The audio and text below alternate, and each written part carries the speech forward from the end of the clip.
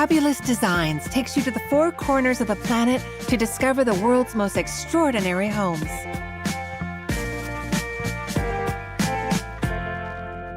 Whether an open savanna, on a deserted island, high in the mountains, in the city center, or even in the heart of a natural reserve, these out-of-the-ordinary properties fascinate for not only their originality, design, and story, but also for being at the forefront of ecology. Evoking wonder, inspiration, and surprise, meet those responsible for their conception and walk through the doors of these homes that you've always dreamed of visiting on a private tour that'll take your breath away. Welcome to the fabulous world of design.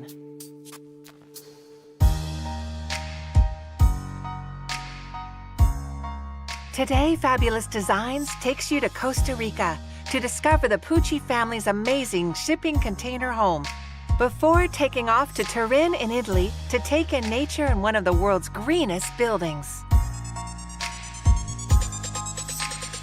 But first, let's head to northern Sweden to visit an incredible hotel perched in the trees.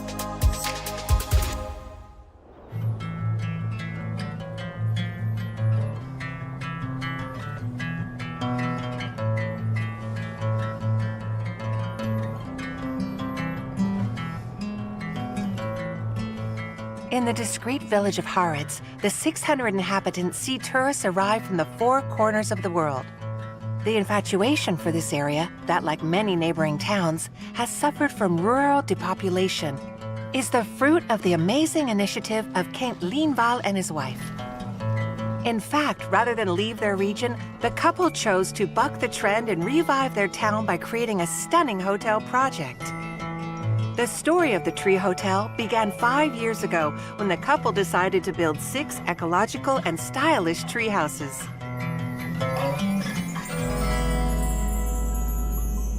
My wife and I have always lived in Harads. We were born here, and because we didn't want to leave, we decided to give ourselves the possibility to continue living here. We quickly understood that this business venture would benefit the entire community. The fact of employing 6 or 7 people per year brings a lot to the local economy. To serve that purpose, Kent and his wife created 6 luxury cabins in the middle of the forest. But how does one construct shelters 6 meters off the ground and attached to trees, all while respecting nature? How does one make such a curious endeavor an example of an ecological habitat available to all? These are the questions that Kent and the architects who took part in the project had to address.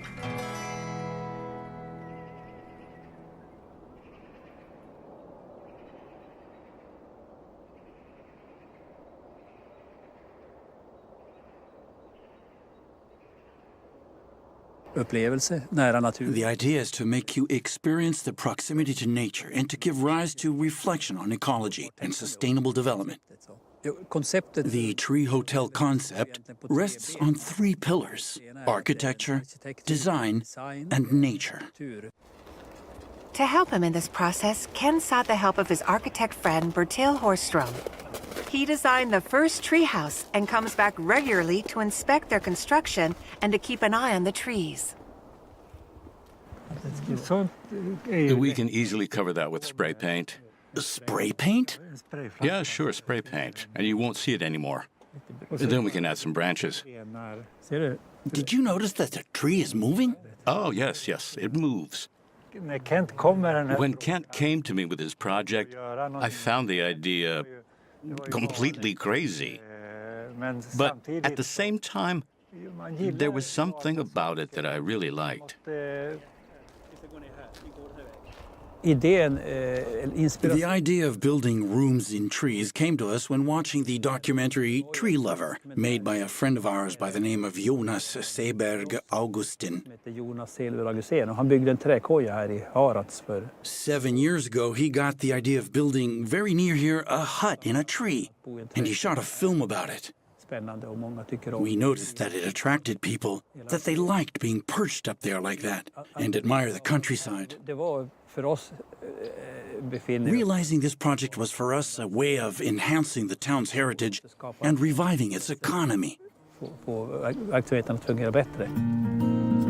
Together, Kent and his friend Bertil selected the architects, all of whom accepted and volunteered their services to this ambitious project. The local government also contributed by providing laborers and by assuming 30% of the construction costs. It saw in this endeavor of architectural prowess a real asset for the community and its inhabitants.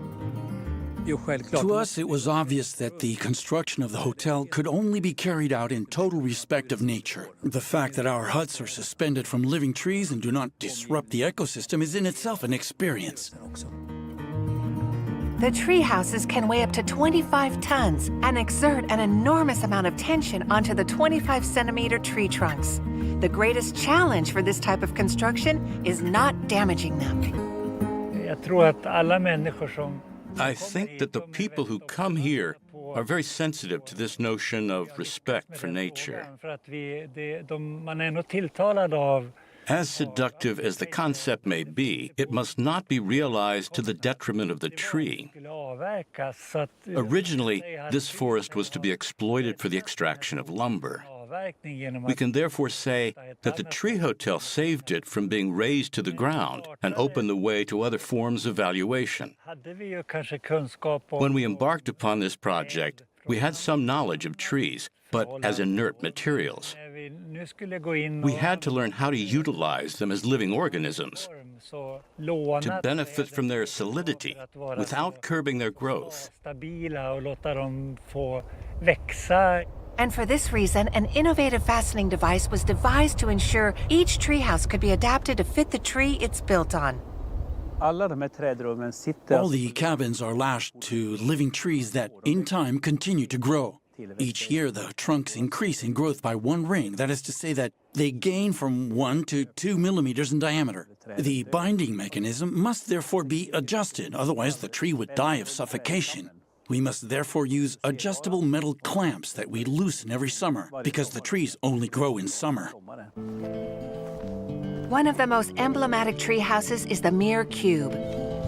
Built entirely of local wood, it is encased in glass that reflects its surroundings.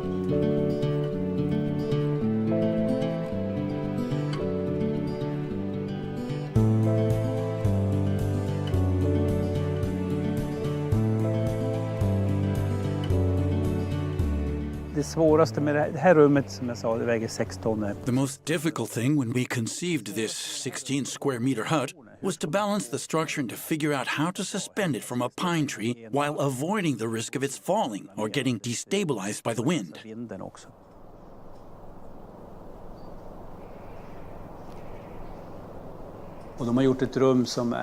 The decoration of the room is very Spartan, in the typical Scandinavian style, with wood being the dominant material.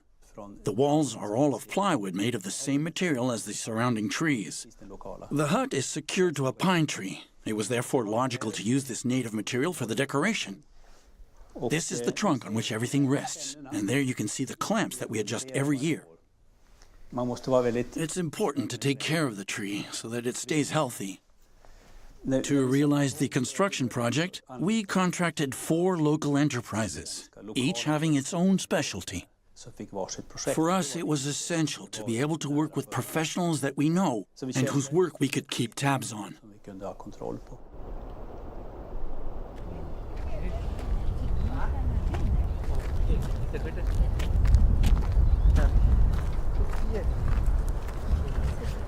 The room is really, really gorgeous. We're staying in the Mirror Cube. Inside, you can barely say that you're in this cube because you can see through the windows, which you can't see. You can't see the windows from the outside, but there are lots of windows that makes it look really cool. It's almost like a new trend of travel, isn't it? That you stay in hotels that respect the nature, and even the simplest thing of when you go into some hotels and they say, you know, if you want to change the towels or if you want to change the bed sheets, keep this on the bed.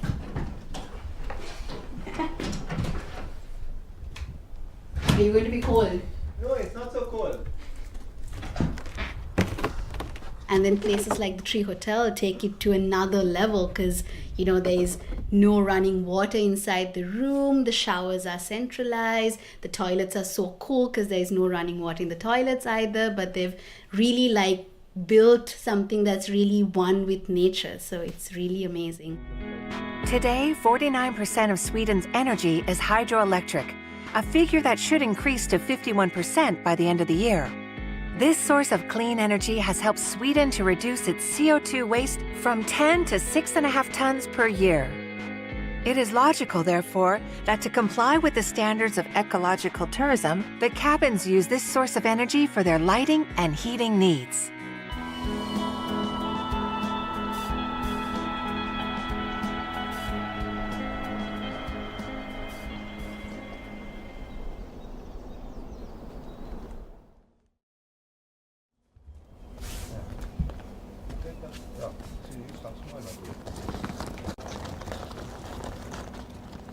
One of the tree houses most in harmony with nature is without a doubt the bird's nest. Completely camouflaged, it can house 4 people. Gage, can you just hush, please? When designing this hut, I had children in mind. I wanted to see things from their point of view, and I asked myself the question, what for a child is the most emblematic thing about life in the forest? And the answer, naturally, was a nest.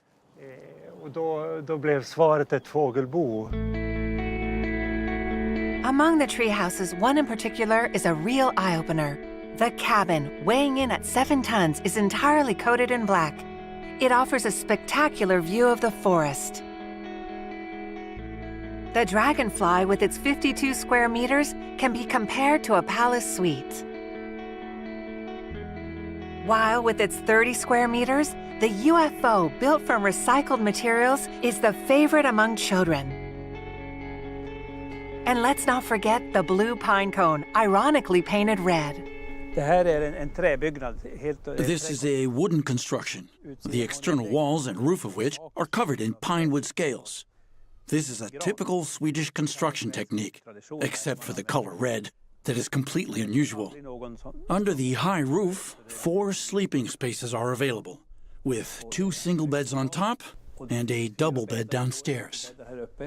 From here, one can enjoy an exceptional view. This is our system for providing water. The tank holds 3 liters of water that are intended to correspond to 24 hours of use. Our clients turn out to be very thrifty in their own homes. They would waste these 3 liters of water in just 30 seconds. Here, we show them in a pedagogical way that this amount of water suffices to their needs. Det här vattnet 3 liter åker ner här och sen kommer det in. The water consumed is gathered in a bucket that we empty outside, which is why we only use biodegradable products. Bara ekologiska produkter. Our concept of luxury is not that of a traditional luxury hotel where the faucets are made of gold. Guldkranar och Luxury here is being in communion with the environment, silence, simplicity, and understanding nature. förståelsen för naturen.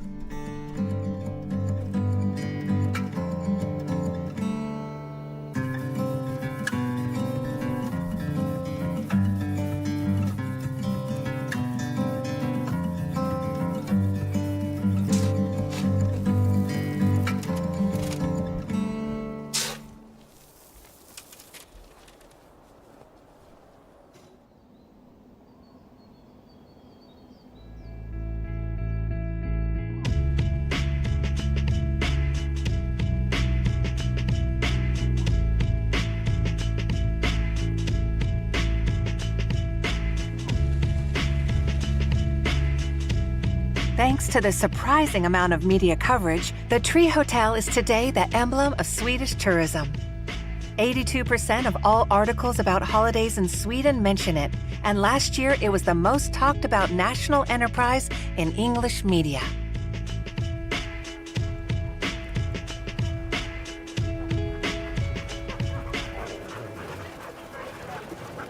Get off and stretch your legs again. Okay. Thank you. That was Thank very you nice. very much. That was a great experience. Och det tror jag är viktigt. Det inspirerar What's många. encouraging is that an idea is what inspired a lot of people around here. By showing them that we could create something new, imaginative, and attractive. We are constantly striving not to deviate from our primary objective, that of living in a sustainable habitat. That's why we take an infinite number of precautions with nature, why we do everything to preserve it and to find solutions that are eco-responsible. Thanks to an unusual design, its eco-responsible construction, and its influence throughout the region, the Tree Hotel fully deserves its place among the most beautiful establishments in Europe. It's an international icon that inspires architects around the world, just like another project found on the other side of the planet.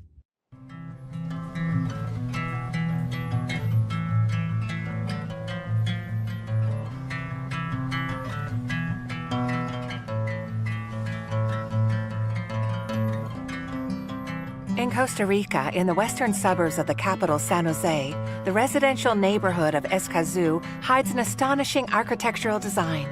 A vast 340 square meter home entirely made from disused maritime shipping containers. A dream turned reality for professional photographer Sergio Pucci, who called on his architect sister-in-law to design a purposeful, contemporary, stylish, and ecological living space.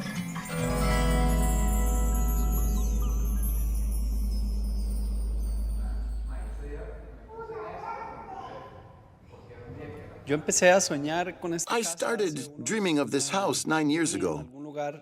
I'd seen people use containers, and I liked it.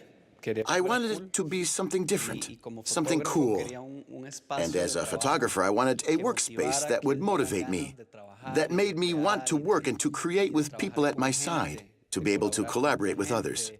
That was the idea, to create spaces that encouraged creativity.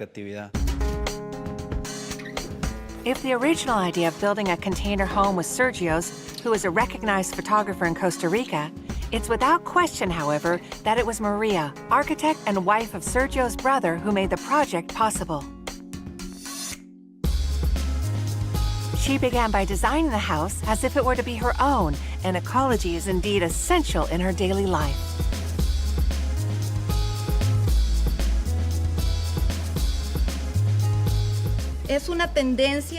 Our family has always had a tendency to seek other ways of living. It's nothing new.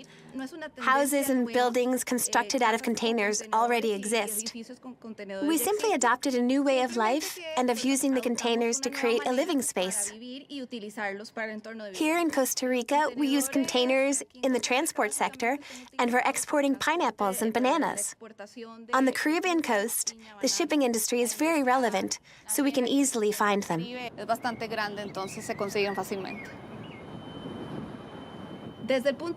From the architectural point of view, this structure offers a superb surface area that can be modeled however you like. It's kind of like a game where you have to succeed in placing the containers in a strategic way to create the ideal living space. And of course it's ecological because they're elements that we've recycled for daily use. Everything was imagined to have the smallest possible environmental impact, all the while maintaining a certain aesthetic. Bamboo and polished concrete for the floor, and furniture made of natural materials add warmth to the container's crude appearance. Reusing these disused industrial objects has made it possible to considerably reduce the CO2 emissions that would inevitably have resulted from building with raw materials, however ecological they may be. Building in this way is also faster and, above all, less expensive than when done conventionally. These containers started being used at sea 15 years ago.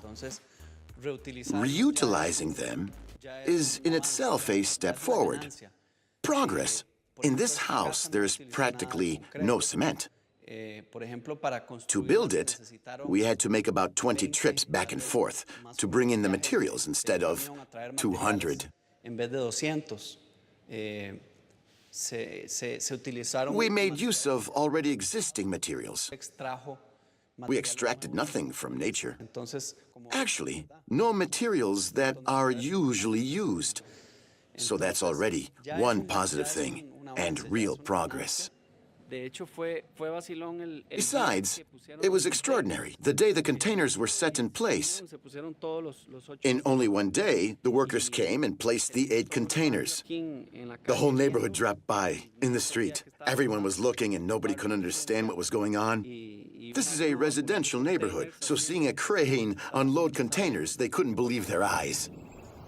In all, 6 months were needed to work the land and arrange and restructure the containers to make them livable. I wasn't there when the containers arrived, but folks in the neighborhood told me about it. It was one heck of an event, putting containers around here. Before, there was nothing here. So when these ugly old containers arrived, we got a little scared. We thought that it was going to become a kind of dump for throwing things away, a building that would ruin the street. But as construction work went on, we got to know them, and we saw what Sergio was doing with the containers. It was a novelty here in Costa Rica. A lot of people became interested in the project, and in the end, this magnificent construction sprang from the earth. Standing by it makes you feel small. It's really magnificent.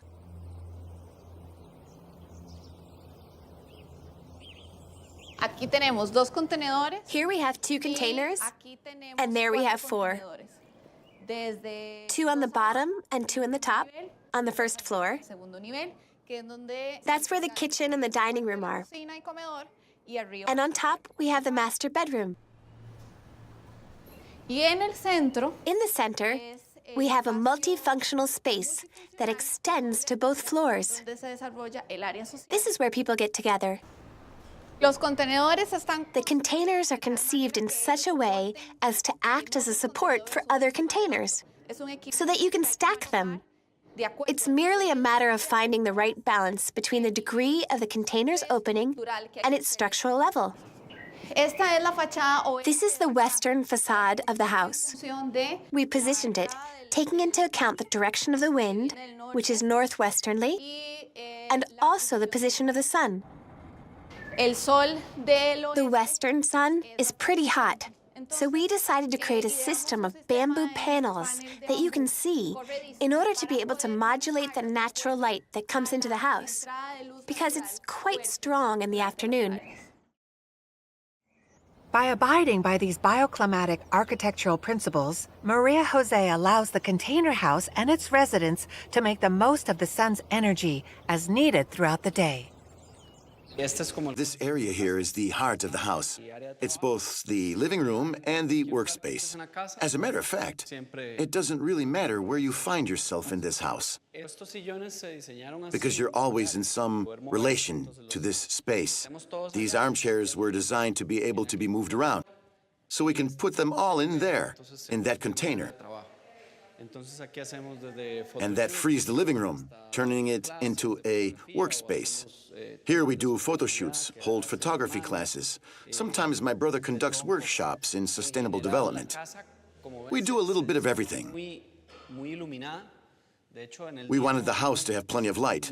By the way, there's no need to turn on the lights during the day. We have a lot of glass partitions and windows. This wall, too, allows sunlight through. The idea was to blend the industrial aspect of the containers with more modern, designed elements, like the armchairs, for example. We found that contrast very interesting. We have the industrial side, a bit cooler, and we associated warmer elements to it. Also, we had the idea in mind of using this area a bit like a gallery. The house is white, so that way the paintings and interior decorating is what adds the colors.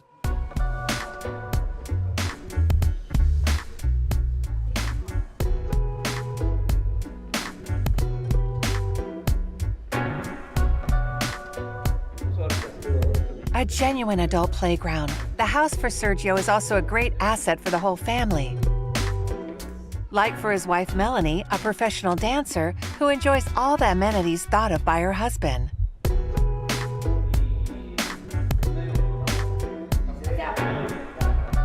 And though the couple has lived there for 2 years, their home continues to astonish. I've already had the occasion to visit their house and to see this magnificent open space. It corresponds exactly to the couple that lives there. Sergio and Mila are very warm people, and the same warmth can be found in their house. It's simple with a lot of space. That's the lifestyle we're all looking for, isn't it?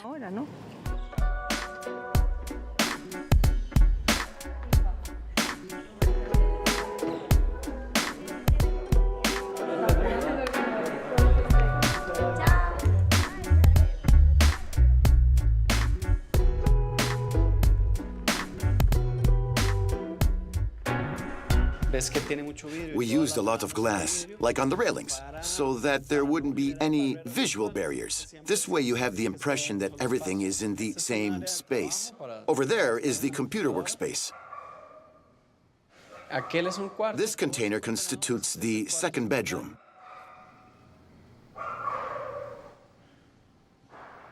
And there is the master bedroom. We created it using 2 containers that we place alongside each other. We removed the central wall, and that creates a single space. The main structure are the containers themselves. There's very little cement, only 5 millimeters on the ground level. We can move the furniture around wherever we like, and if water gets spilled or food falls on the ground, it's no problem. The upkeep is easy. Then we have the deck. It's a composite material made of 40% recycled plastics and 60% certified wood. The house is very well ventilated. There is neither air conditioning nor heating. In effect, there are no great temperature variations in Costa Rica. So we really don't have heating in our country. In some areas, people sometimes install an air conditioning system, but here we opted for good ventilation of the house. For example, all of the upper windows are made of glaze. They're not made of glass, which allows for optimal air circulation. And this space is so high that the heat exits through there, so we don't really need air conditioning. The only obstacle? Slightly insulating each container against noise and having to install the house's electrical cabling and sockets. This area here is the terrace. We use it for different activities. We come out here to rest and to watch the sunset. You can also see the ecological systems that we use. We have a water heater that runs on solar power, and over there, a reservoir that collects rainwater for watering the plants and for the toilets.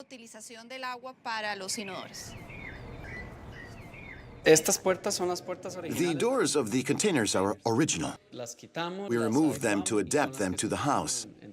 Also, we've kept the plates that were on them. They indicate the weight and capacity for each container. I think I'll put them up here. We really wanted to conserve as much as possible of the original container.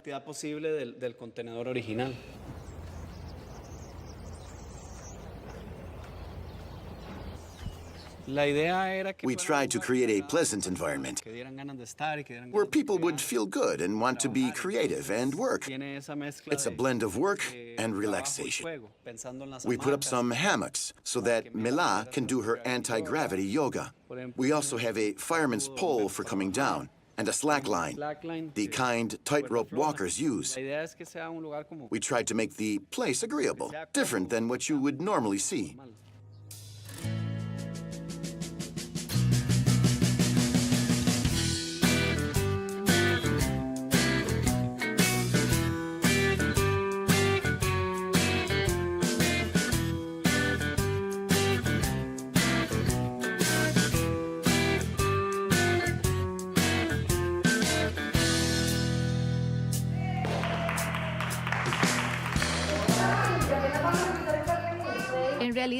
In reality, constructions that use containers here in Costa Rica is quite innovative. Traditionally, construction is done with blocks of cement. And this house is very talked about among young people who would like to have a design house built without having to spend too much money. Compared to a cement construction, you save about 20%. And contrary to what one might believe, if you maintain it properly, as you would a traditional house, a container house can last years and years and years and years. I believe that here are no constraints to this type of construction. You can imagine big buildings built with containers. Not only homes, but offices too, businesses. Everything is possible. There's no limit. Costa Rica is the ideal place to realize that people living in the country, who wake up every morning to the light of day, who are surrounded by nature and animals, are people who live in harmony with nature. I don't really know how to explain it, but they're simple people. They live a more soothing existence.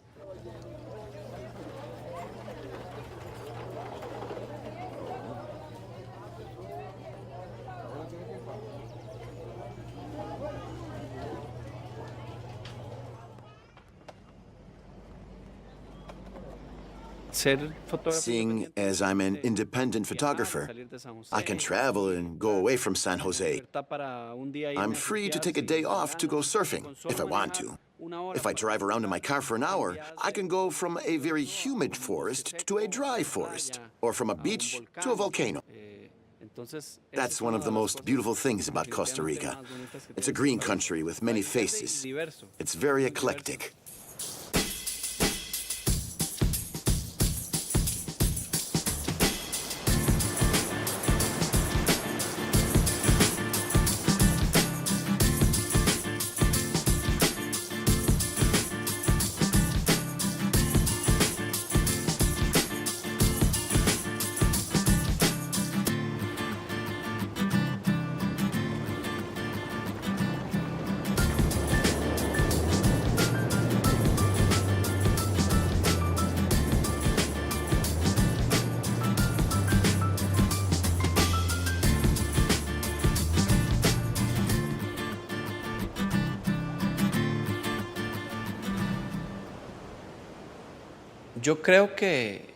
I believe we're living in an age of change, where you have to try new experiences.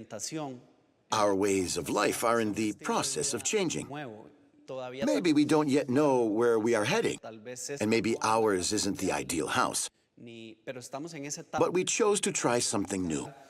This moment is both important and necessary, because even if we don't know what tomorrow may bring, we do know that things must change.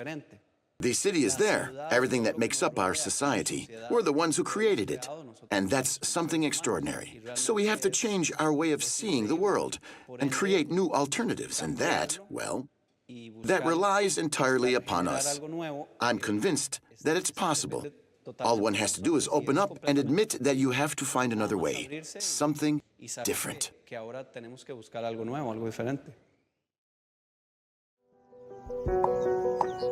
Costa Rica today is a pioneer in the field of environmental protection, and it's likely that this house, with its astonishing aesthetics and performance, will inspire other builders keen on living atypically and ecologically.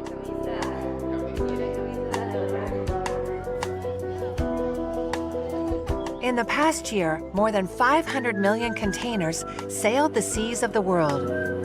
They're enough to make you wonder about their potential for future homes.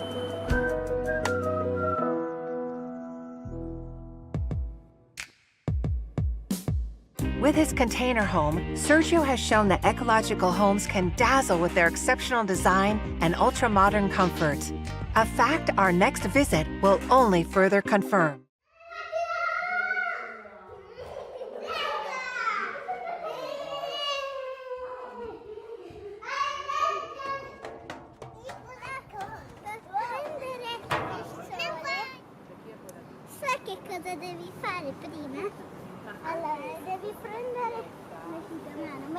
In response to today's rampant urbanization, one of the priorities declared by the world's largest cities is to integrate as much vegetation as possible in the very heart of our urban centers.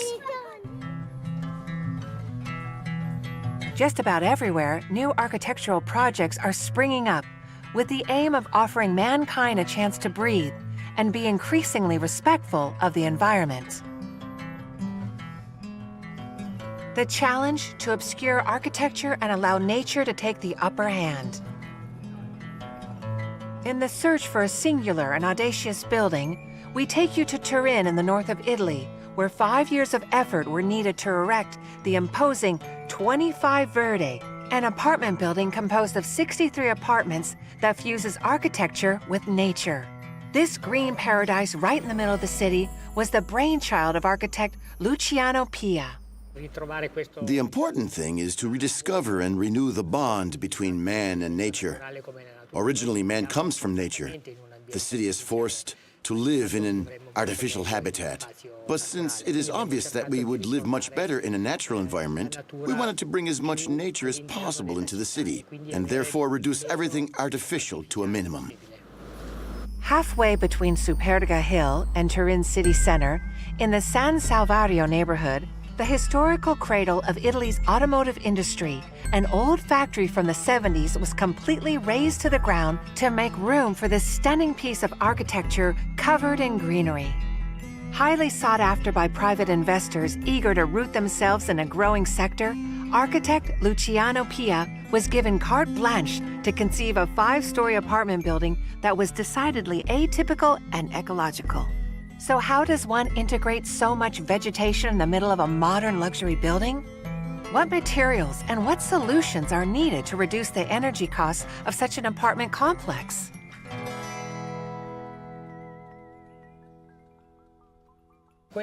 What we wanted to do was to bring this apartment building as near to nature as possible. And we wanted to distance ourselves from conventional urban architecture to get closer to our natural environment.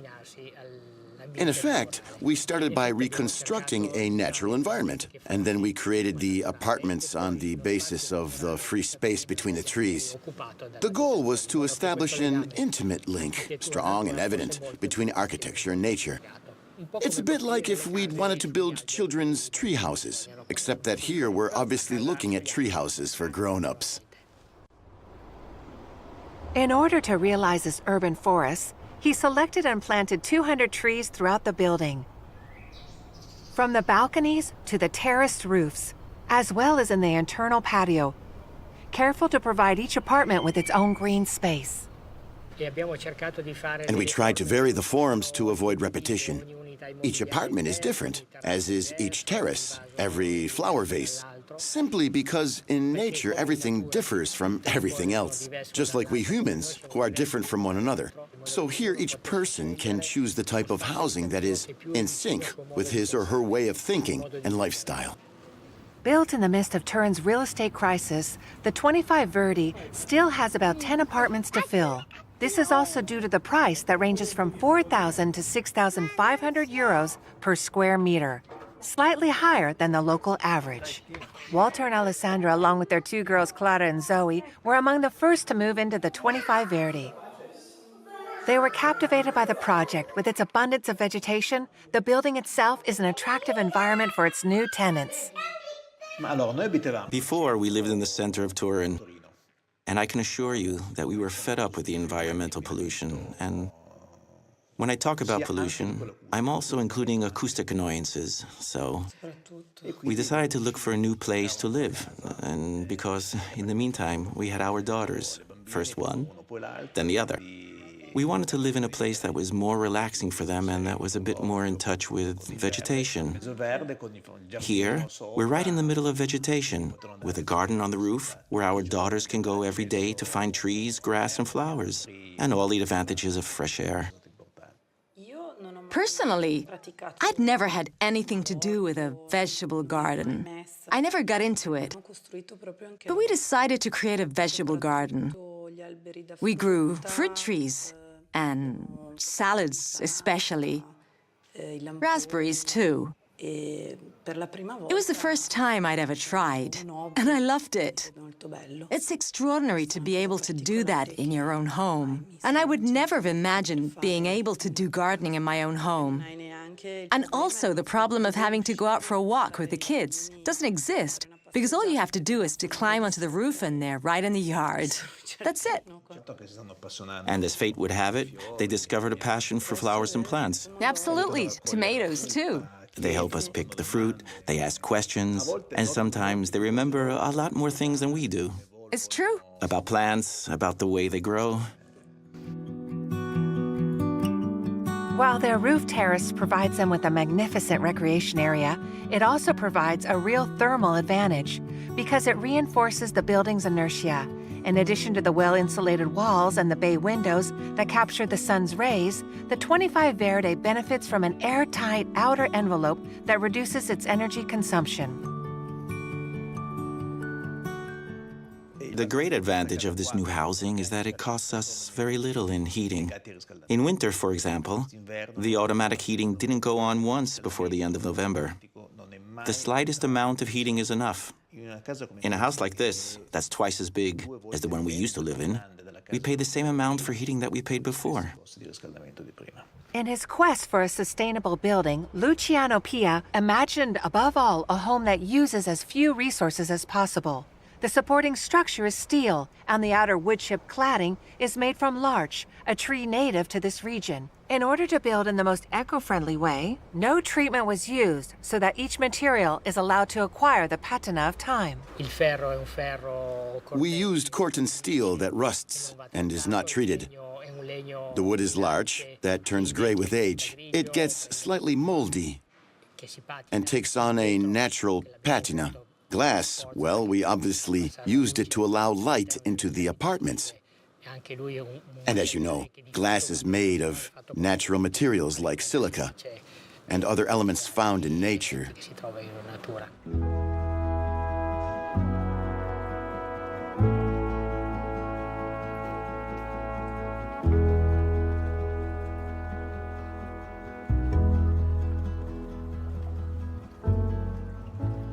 So here we are in the entrance to the apartment house.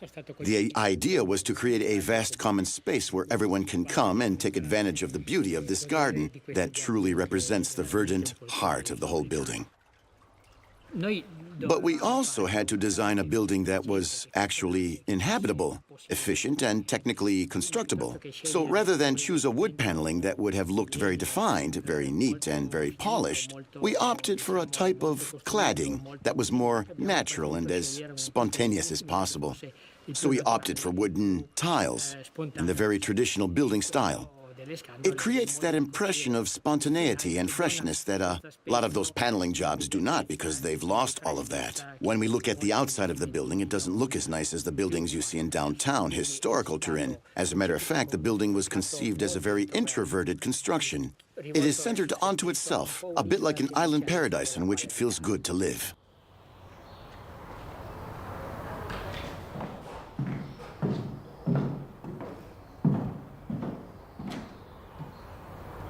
By applying the simple but efficient principles of eco-construction, Luciano Pia's building has earned a low energy consumption certificate. With its 15 kilowatt hours of electricity per square meter in each apartment, it boasts performance results that are 10 times greater than in a standard building. It's very difficult to know what the limit is between a building that qualifies as ecological and one that does not. Here, the materials used are as natural as possible and in their natural state. We tried to create a building that wasn't an eco-glutton, one that didn't need a lot of energy, be it for heating, for cooling off, or for lighting the rooms. Inertia and thermal insulation are two very important elements to take into consideration. Thermal inertia guarantees long-term performance. It maintains temperature in the long run. When you add insulation, you can avoid extreme temperature variations during periods where there is less sunlight. We plan to install big bay windows that have the east-west exposure, but also north-south. They allow a lot of light in. They were designed so that in winter, light can penetrate deep into the apartments and provide the rooms with natural heating. And the surrounding vegetation, with its deciduous leaves, serves as natural insulation during the summer. And so they provide shade that keeps the rooms from getting overheated.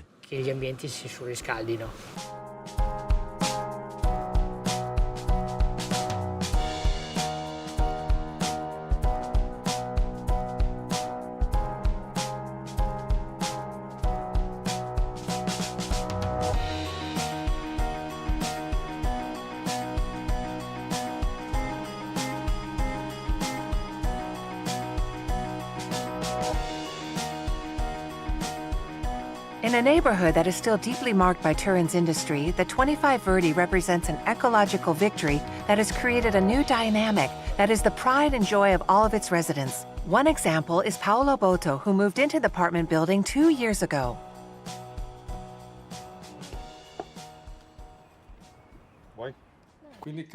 I get the feeling that here there's a kind of substrata that unites the tenants, because the environment totally resembles that of a village. We use the social networks to stay informed, we organize trips together. Sure, some prefer to stay apart, but the complex is also characterized by a fine range of ages. Some tenants are 70, others 20. This diversity keeps everything alive, just like in a village. After installing his own solar panels on his terrace, he now plans to be as self-sufficient as possible.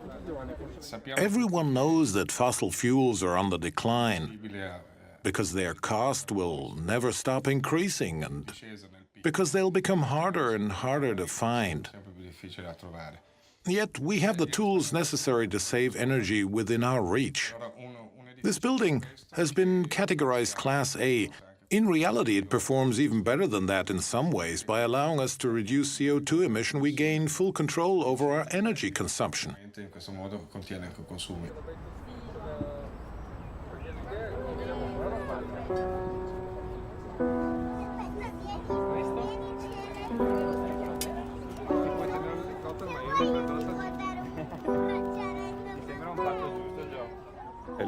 The idea is that whatever their situation, it's always a good thing to try to be autonomous, to be able to do without the others. Of course, you always need the others if for no other reason than to preserve your mental health, but that's not the subject.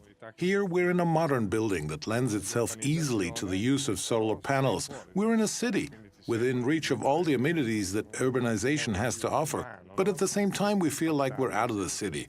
So we have the sensation of living in a more humane way instead of being crammed together with a lot of other people. As a result, I'm convinced that a building can change the people who live in it. I believe that we must all be responsible for our actions. By that I mean that we are also responsible for the environment. You can't put up a building without taking into consideration energy dispersion, the exploitation of the territory, the consummation of resources, the consummation of nature. When you construct a building, it necessarily modifies the environment. It inevitably encroaches on the territory and ruins it. So, we strive to construct buildings that destroy as little as possible and that remain as close as possible to nature. We need constructions that are more respectful of the environment and that are more and more sustainable in the course of time. With its exuberant vegetation and architecture, the 25 Verde has succeeded in imposing original design guidelines for apartment buildings that are in harmony with the environment. Over the last 10 years, Turin has been engaged in major urban restructuring projects and continues to nourish the dream of becoming an emblem of sustainable development.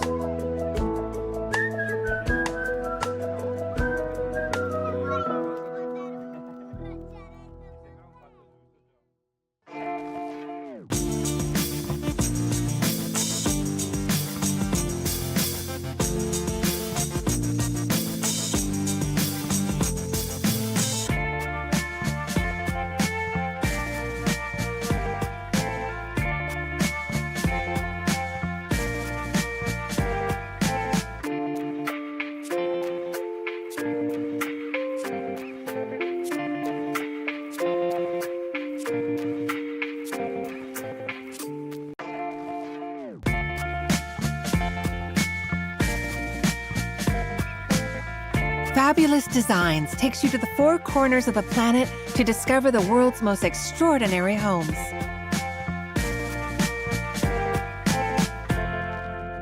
Whether an open savanna, on a deserted island, high in the mountains, in the city center, or even in the heart of a natural reserve, these out-of-the-ordinary properties fascinate for not only their originality, design, and story, but also for being at the forefront of ecology. Evoking wonder, inspiration, and surprise, meet those responsible for their conception and walk through the doors of these homes that you've always dreamed of visiting on a private tour that'll take your breath away. Welcome to the fabulous world of design. For this new world tour, Fabulous Designs takes you to Bali in Indonesia to discover an incredible school built entirely of bamboo. Then we'll fly to Spain to visit a hotel that has achieved the impossible with luxury prefab. But first, let's head to Austin in the United States, where a couple has built an ultra-modern house in the heart of a former industrial site.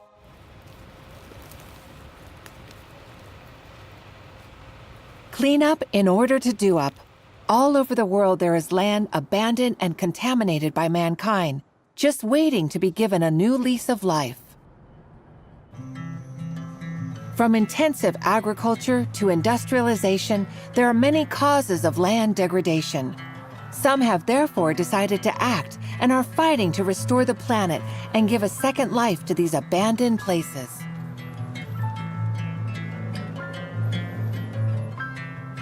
We're off to the south of the United States, to Texas's capital, Austin.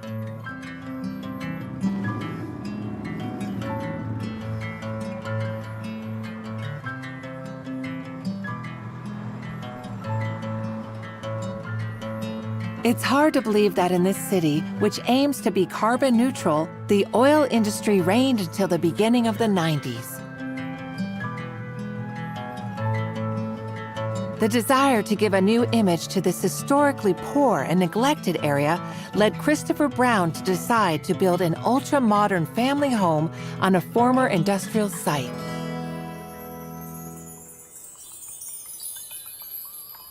To me, the idea that human habitat is separate from nature is an illusory notion, maybe a dangerous notion. A lot of the trees that are here in the woods are here because somebody came here and took out all the old healthy trees, and now we have these other trees, and this is how we find it, and we can kind of slowly interact with it in a way to kind of build a new way of coexisting with it and being part of it.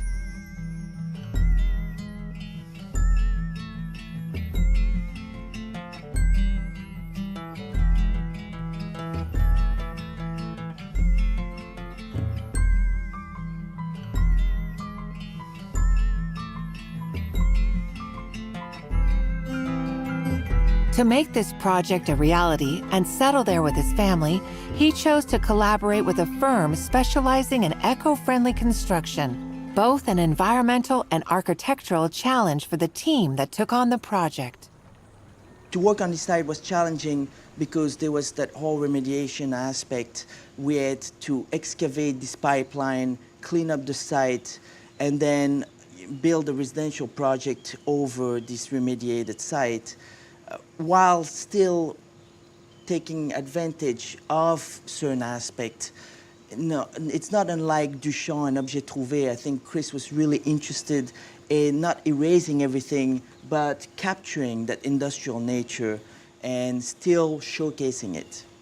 For us, keeping the debris, the construction debris, and leaving the site as much intact as we found it, I think was an important part for us to maintain, and I think it's a very important part of the identity of the place. I wanted a house that would really be no more complicated than the apartment that I had downtown, a simple little 2-bedroom apartment with some common public space. I wanted a house that was going to be low profile to the street, and that then would open up to the river and the woods.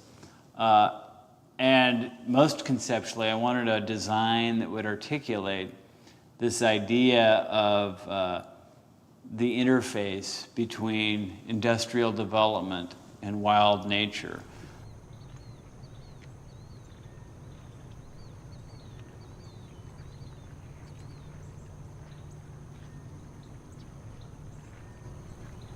To meet Christopher's expectations, the architect chose to use simple materials. For this house, we used 3 materials: concrete, steel, and glass. And then we have a 4th element, which is the actual green roof. So those pared down palette make it, one, fairly cost efficient, And two, it really allowed us to open up the interior because we mostly buried on the outside, but we're not interested in creating a cave or a bunker. So what we did is use the steel to be able to open all of this breezeway, and so both sides of the wing of the house face each other, and you still have views toward the river. The owners decided to cut the house in two, an idea as surprising as it is bold. The 130 square meter space is therefore separated into two wings. On one side, there are the living areas, the kitchen and the lounge. On the other side are the bedrooms and the bathrooms. The coolest part about it is basically like hacking the idea of conventional living, you know? The biggest question we get to when people come here, they're like, how is it, you know, having to leave one side of the house to get to the other? Like, people can't wrap their brain around that, you know? And I think at the time when I saw the design, that was my initial thought too. I was just like, wow, this is completely unconventional, you know? But I think that that's what kind of creates the opportunity to have the outdoors as an extension of your living room.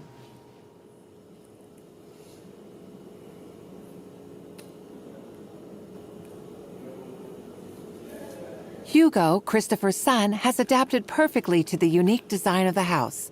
As a student, he lives in another state during school periods, but returns home as often as possible. What I most enjoy really is, just having this kind of space where you can sit inside, you know, especially in the summer when I am here anymore because I'm gone during the rest of the year for college up in Rhode Island. But during the summer being here and just, you know, being able to read inside, but then also see what's going on outside and easily, you know, transition between the two spaces and not feel so kind of locked into one space or the other. And, you know, there's a running trail near here. I can go for a run around there and follow the course of the river.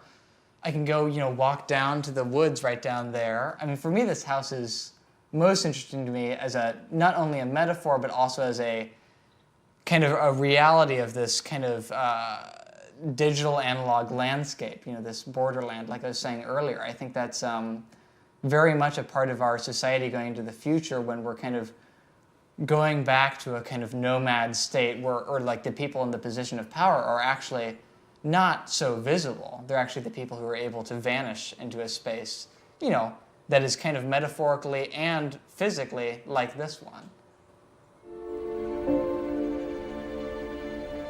The house has been designed to be as beautiful as it is sustainable. And it's this atypical architecture in particular that gives it its best environmental qualities. In fact, the earth that surrounds it serves as thermal insulation. It is a high-performance natural material that stays cool in the summer and stores heat in the winter.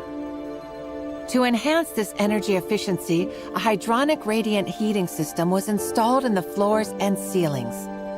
The system is simple. Hot water circulates through copper tubes in order to optimize heating distribution and maintain the thermal comfort of the home.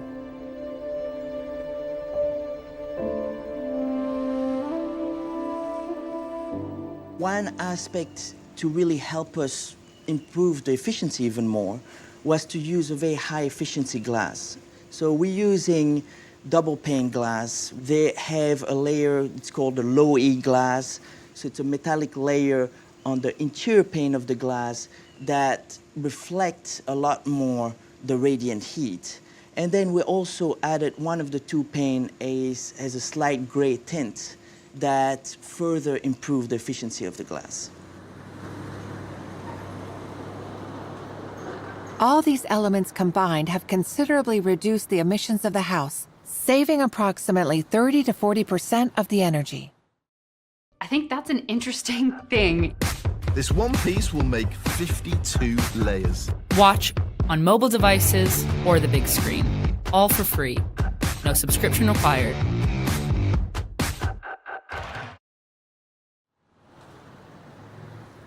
Integrating the house into the landscape while restoring biodiversity was also an integral part of the project. The owners therefore opted for a green roof.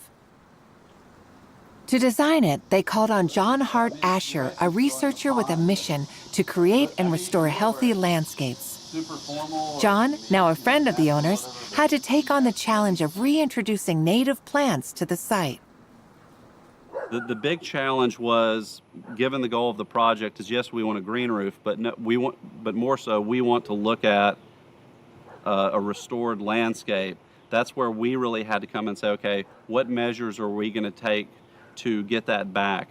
We want to be representative of a Blackland Prairie ecotype, and there's thousands of species of that, but we obviously can't do all of that because, one, you can't get all of the seed out there because it's not available. But two, we wanted to use plants that we knew were going to thrive on here. So we picked about a little over 75 native species. The very interesting thing is that this roof has evolved even the few years that it's been planted, and that's really a successful indicator of how we've got that target trajectory for a good restoration project. For instance, this is a native grass called Indian grass, or grass from Nutens.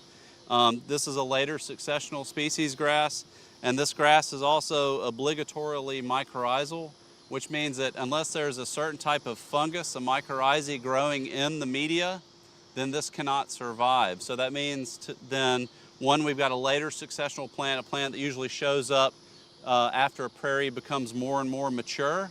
So it's thriving here, you can see it all behind me. But it also means that the life, that microbial profile in the soil is right on track, and this makes us very, very happy.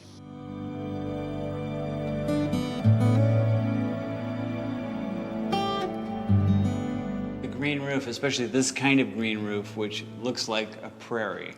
It doesn't look like, say, a green roof you'd see in Northern Europe where there's some sort of short grasses. It's this whole ecology. And it doesn't follow the visual language of a typical human house. It brings its own life, and it brings all sorts of other life with it.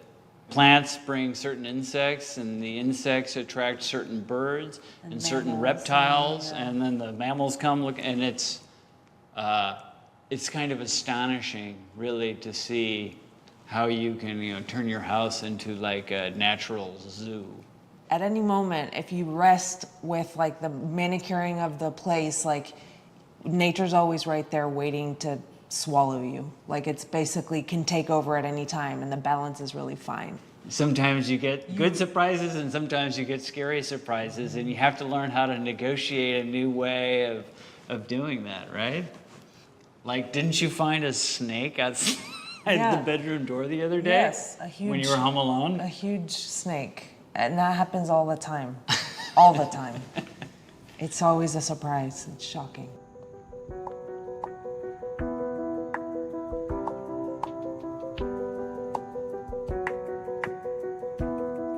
One of the reasons that we focus on sustainability is because we feel that there's really no way around that. The building industry is really one of the main energy users and one of the main contributor to global warming, as well as a main user of finite resource. When we look at this population growth and this worsening environment condition, I think it's critical for architects and builders to think of how to build more ecologically friendly structures. Without compromising on comfort and contemporary architecture, Christopher's house sets an example for tomorrow's homes. While offering a sustainable solution to the rehabilitation of former industrial sites, this environmentally friendly project sets the example to follow in a city that wishes for a greener future.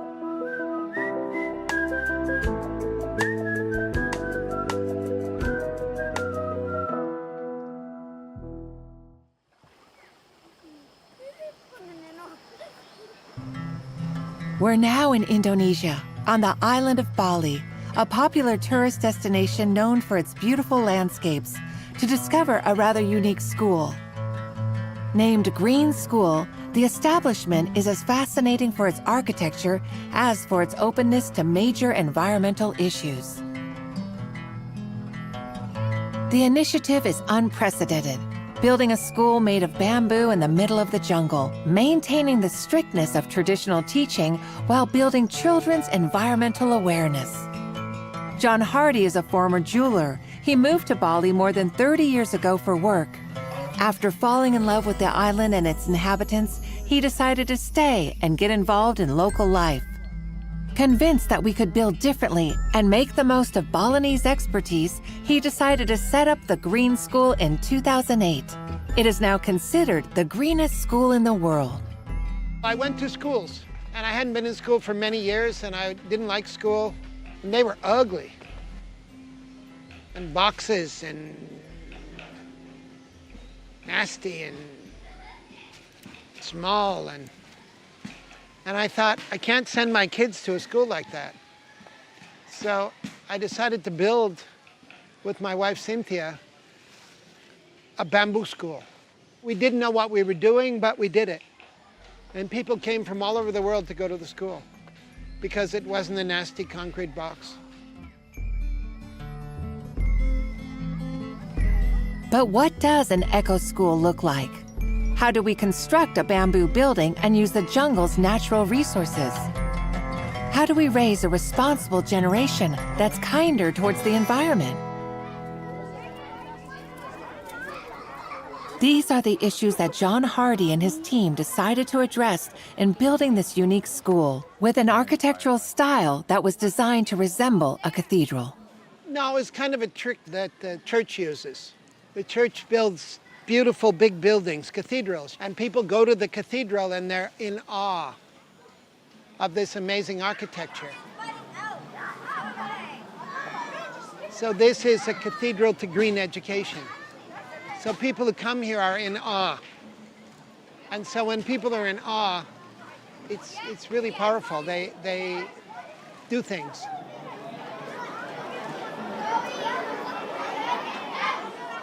And then to build this building behind me, it was very simple.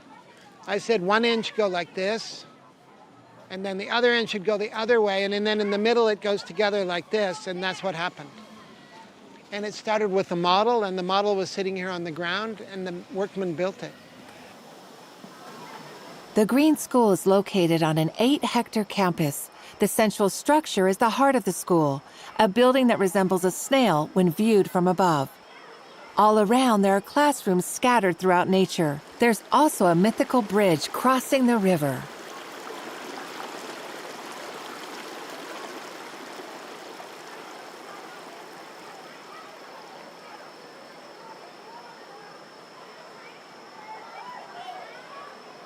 The Green School is now one of the largest buildings in the world, built entirely of bamboo, an eco-friendly material that has always been used by the locals. We have laboratory data showing that bamboo is a highly resistant material both to pressure and compression. A meter of bamboo can withstand a pressure of about 5 to 10 tons, and its resistance is comparable to that of steel.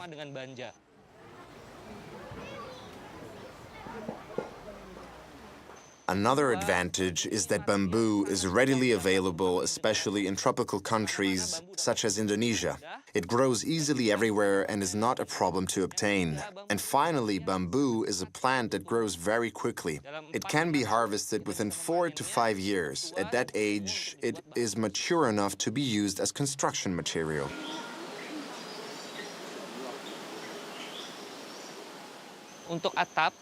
There are 2 kinds of materials that can be used to make different roofs at the Green School. The first is straw, a conventional material that is attached to the structure of the building.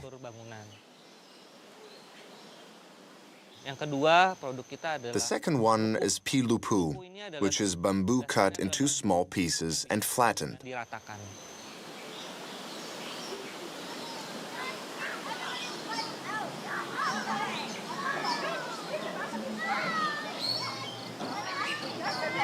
The school's architecture encourages natural ventilation without the need for air conditioning and also allows for sunlight to enter the classrooms throughout the day.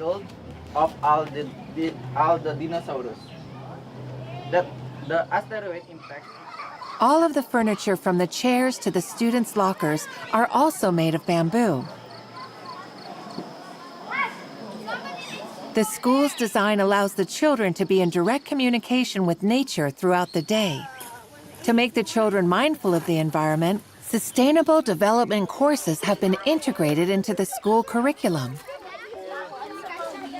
Noan Fesno is the teacher, and this morning the class is working on the medicinal plant garden.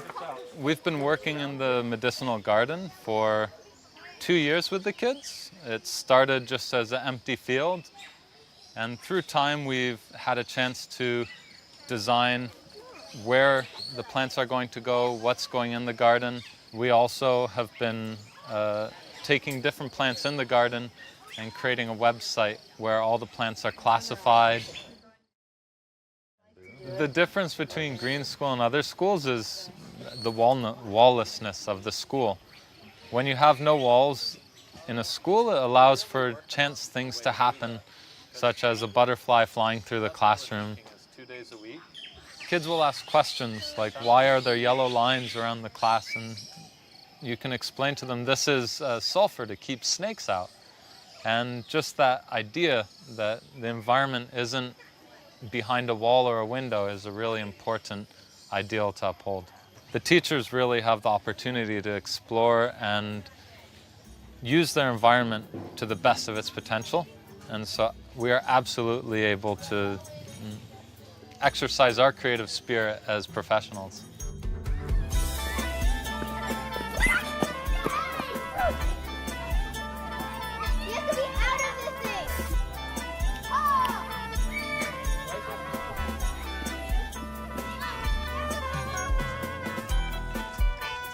All of the school's ecological elements are also an opportunity for the pupils to learn. In particular, they participated in constructing a pump that allows everyone in the establishment to consume only water from the nearby river. Underneath us, we have an underwater stream. We're standing right above it right now. Our well taps into that, and then it goes into this system right here, which is a reverse osmosis water system. And this is the water that we drink here. So we don't allow the children to bring plastic containers onto campus. And then we avoid things like this big container of plastic that we have over here. And so they understand how water connects to things, but then this is also a learning opportunity. This is a math lesson, this is a science lesson, this is a history lesson, this is an environmental lesson about these things. So it's a very practical, tangible thing that we're able to talk about and bring these things.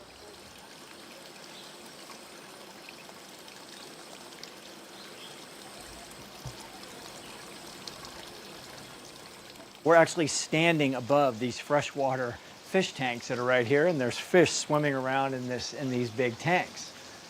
And the fish get fed organic materials, they get fed insects and nice, good, fresh food, and then they go poop. And then they take that water, and that water comes out, and then it is filtered back into all of these plant beds. And the plants love it. They get all the nutrients, and they take all the nutrients out, and then that beautiful fresh water goes back in. So it's a closed loop system that is able to grow plants as well as to be able to grow fish, and both of them are, consumable items for us to be able to eat here at Green School. Today, the Aquaponics Center, the fruit trees, and the school vegetable garden provide much of the food needed for the children's lunches. In keeping with Balinese tradition, they eat on palm leaves and are reminded every day to recycle their waste.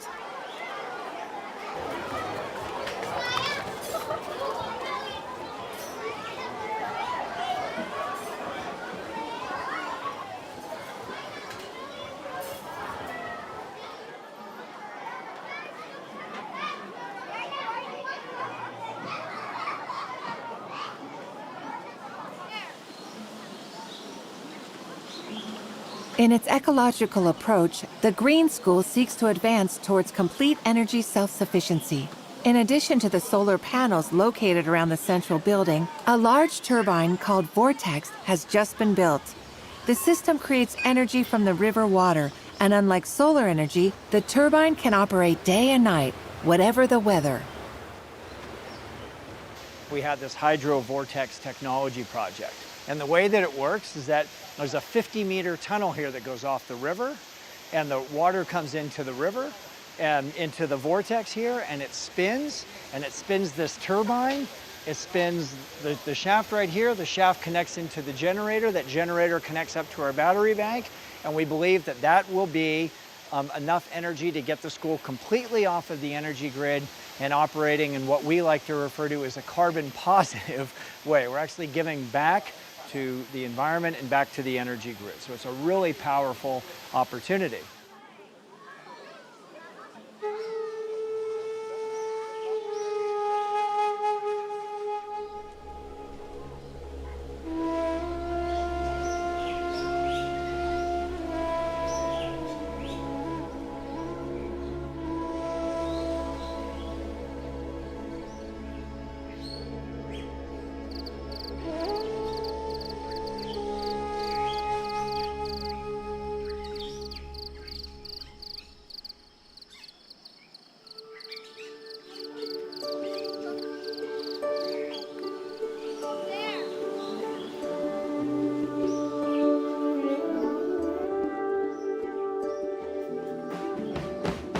It's time we had a new way of thinking, because you know, the old way of thinking isn't working.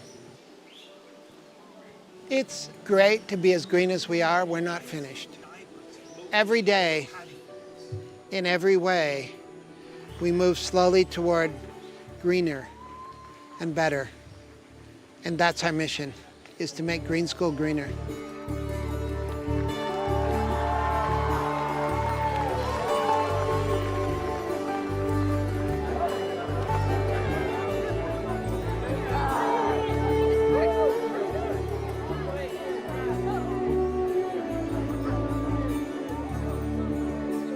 Every month, at least one set of people come and go, we want a green school. We're considering a number of locations right now where we could build green school number 2 and 3 and 4 and 5 around the world. I think every student is changed by green school. Again, it's not a perfect world, but incrementally, every student is changed, and the stars shine bright.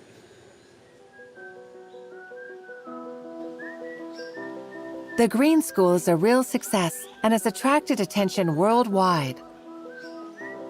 The school is building 3 new classrooms for the start of the next school year, when several dozen additional students are expected to arrive. By offering an alternative education in a place that is entirely eco-friendly, the school sets an example to raise awareness and involve the younger generations in the future of the planet.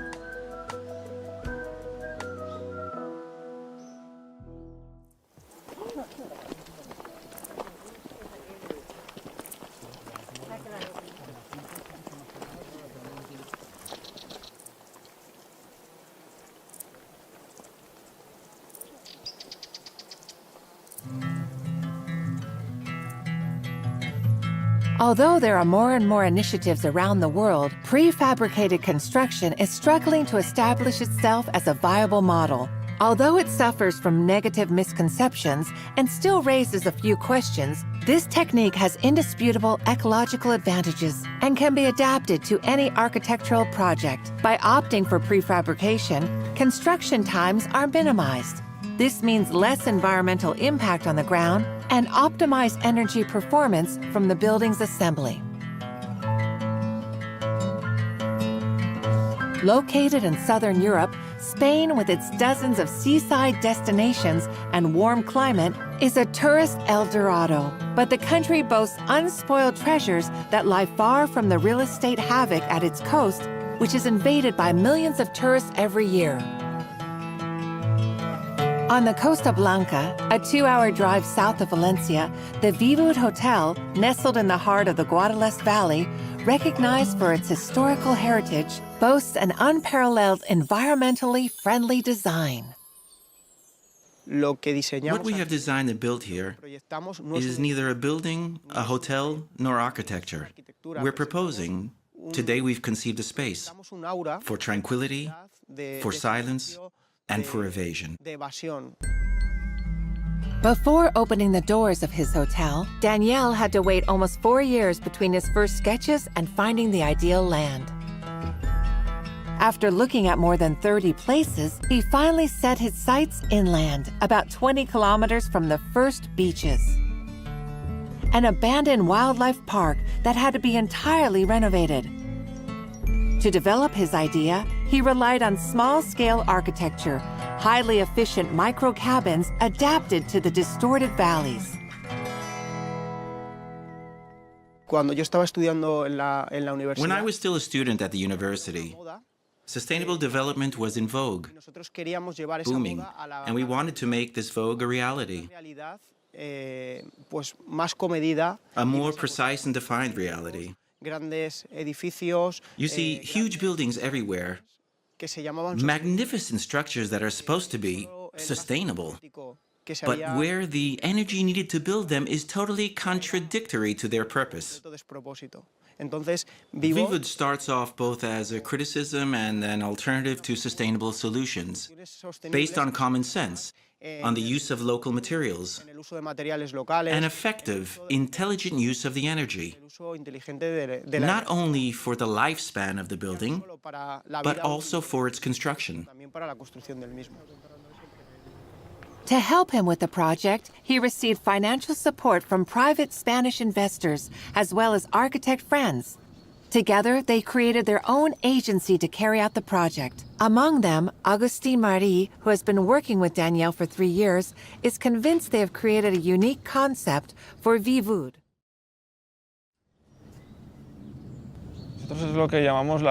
We have what we call the 5 E's, the 5 pillars on which the philosophy of our business is based. Ecology, we want to insert ourselves into nature, but hopefully in a dialogue with her. We would like people to enjoy and also learn something about nature. Environment, this is fundamental, even more than the architecture, becoming aware of the place where we find ourselves. Exclusivity, we wanted to create a privileged place, one that's calm, to promote a kind of tourism that allows one to get away from the daily world. Enchantment, in the end we wanted to create lodgings that were different, that provoked emotions. Across 10 hectares, these young architects have carefully created 25 independent rooms and 2 extra units for the restaurant. All in a refined modern look where the use of materials has been kept to a minimum. A radical view in sharp contrast to the rural landscape. The result is simply breathtaking.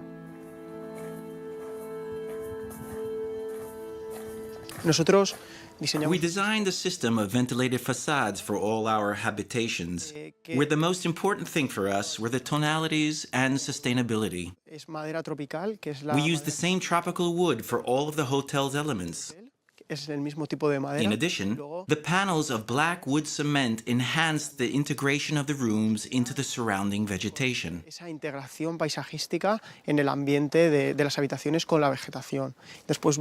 You can also see that the houses are raised, thanks to a system of stilts that positions the rear of the house against the embankment, raising it so that it resembles a treehouse.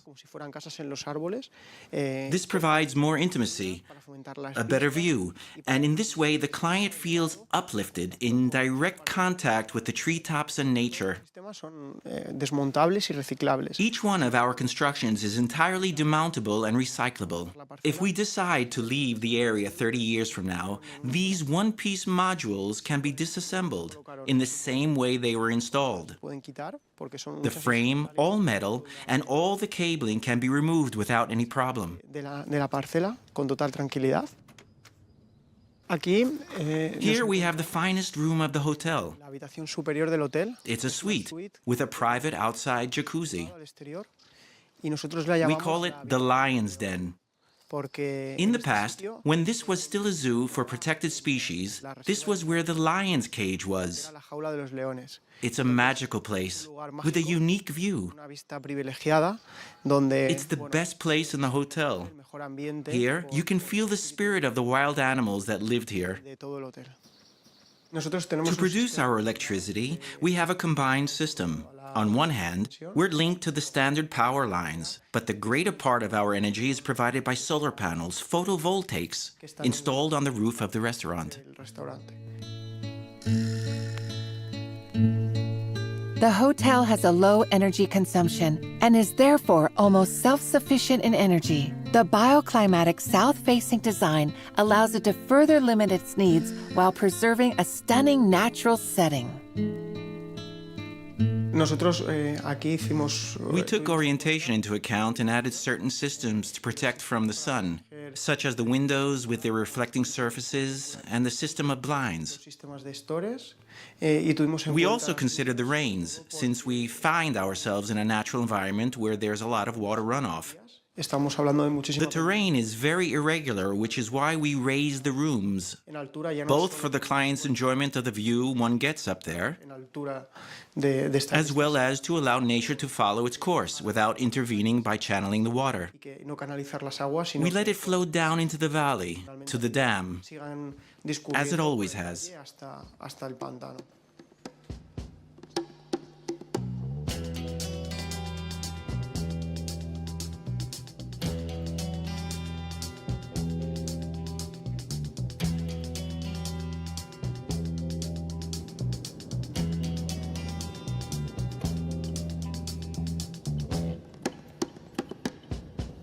To carry out his project, Danielle naturally turned to Inwoodstry, a local company specializing in prefabricated construction. It took less than 3 months in total to manufacture all of the 27 square meter suites.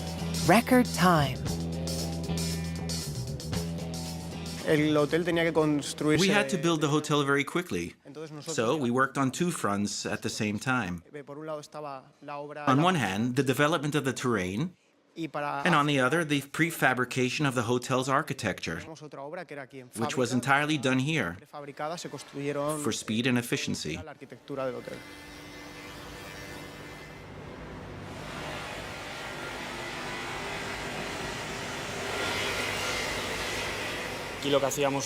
Here we prepared all the materials, prefabricating everything we needed. The walls, the floors, everything. Then we assembled them in series, in our warehouses, as you can see now, but times 27.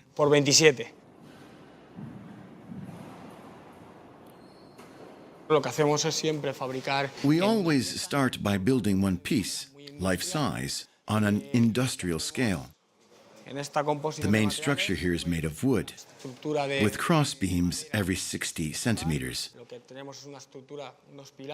In the space between the beams, we place the insulation. Next comes the outer panel, and an inner panel of gypsum fiber. This panel is special because it's fireproof and waterproof.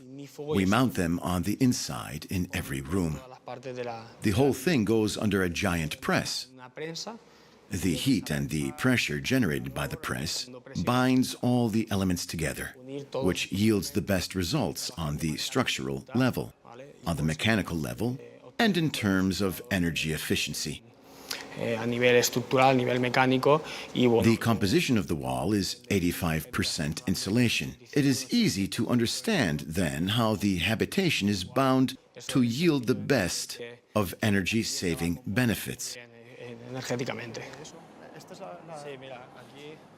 We can obtain even higher standards, like in France, where they have the BBC, the Low Consumption Building equivalent, or like in Germany, with their Passive House standard. We're currently working on higher quality, more efficient lodgings, and we're using the Hotel Vivood as our flagship for this new line. The hotel is a success, and that is to the advantage of everyone who has taken part in its construction.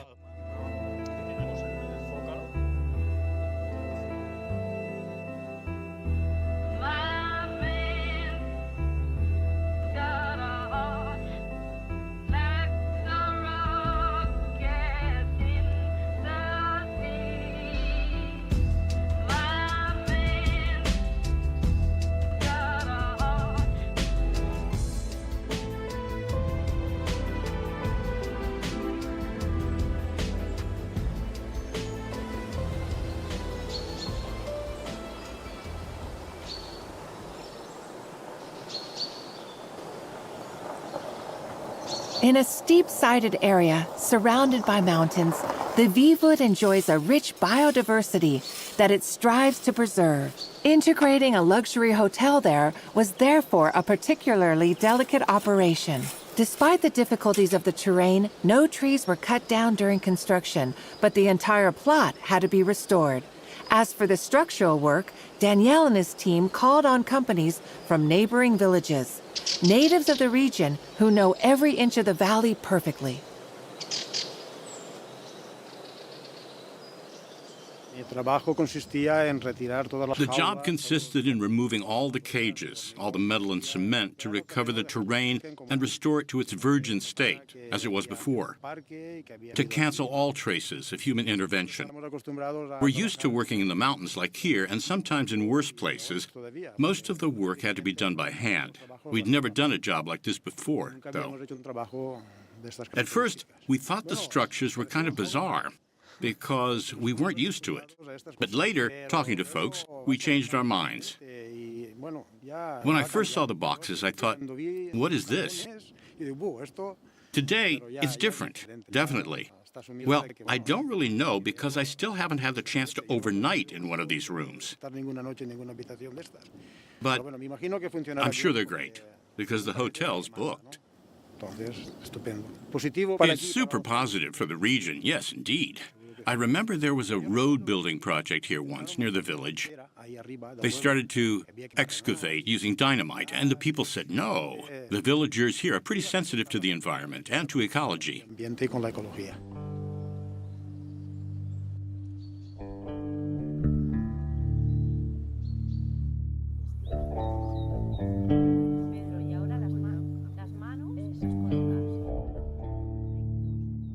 The environment in itself is relaxing.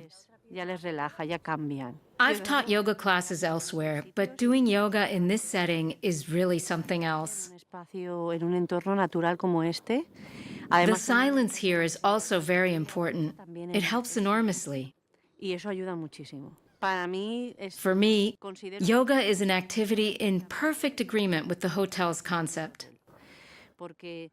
It's not only beneficial to a healthy life and being supple, but also to one's inner being and calmness. The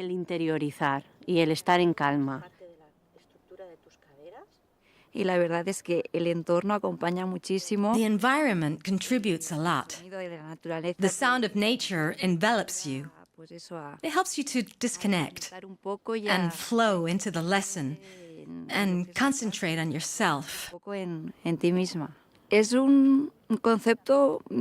a different, innovative concept. And when you're not actually in the hotel, you don't even notice that it's a hotel. And all these things make it easier to escape, to let yourself go and relax.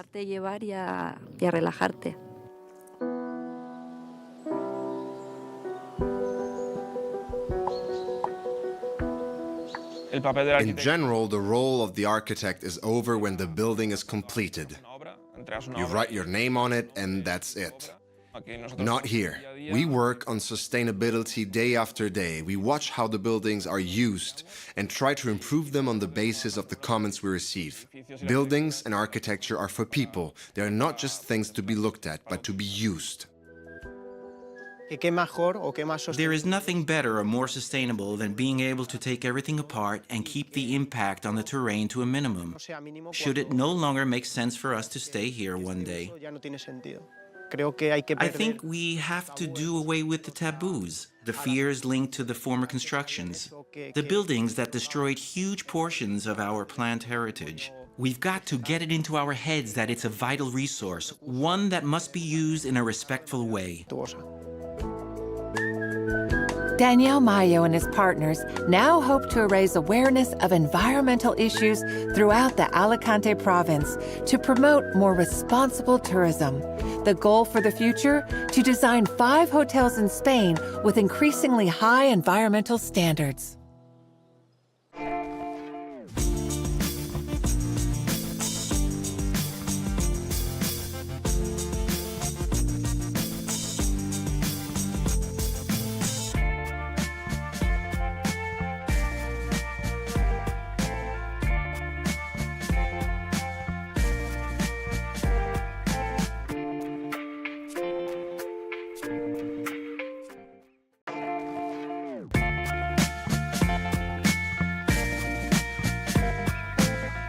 Fabulous Designs takes you to the four corners of the planet to discover the world's most extraordinary homes.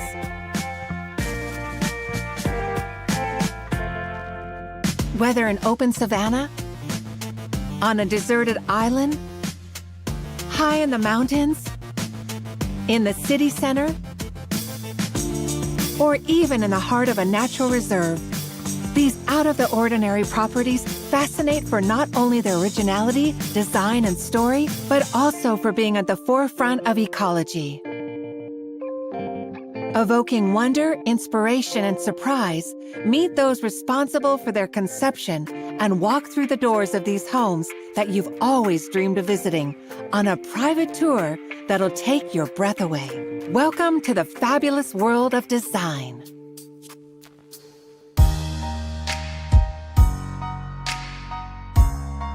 Today, Fabulous Designs invites you to discover an extraordinary luxury eco-lodge in Thailand, before flying to France to discover the modern-day yurt of a family based in the French region of Corrèze. But first, we head to Scotland and the UK to visit a designer house on one of the most beautiful islands in the country.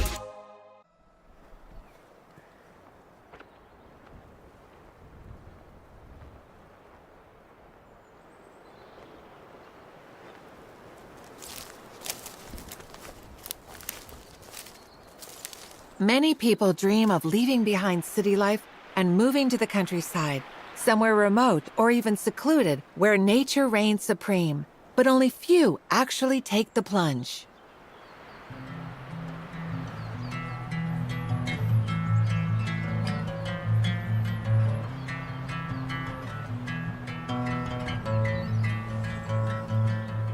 Rising to this bold challenge, Nick and Kate Middleton decided to leave the British Midlands to relocate to the popular Isle of Skye in the northwest of Scotland, eager to build a modern and environmentally friendly abode.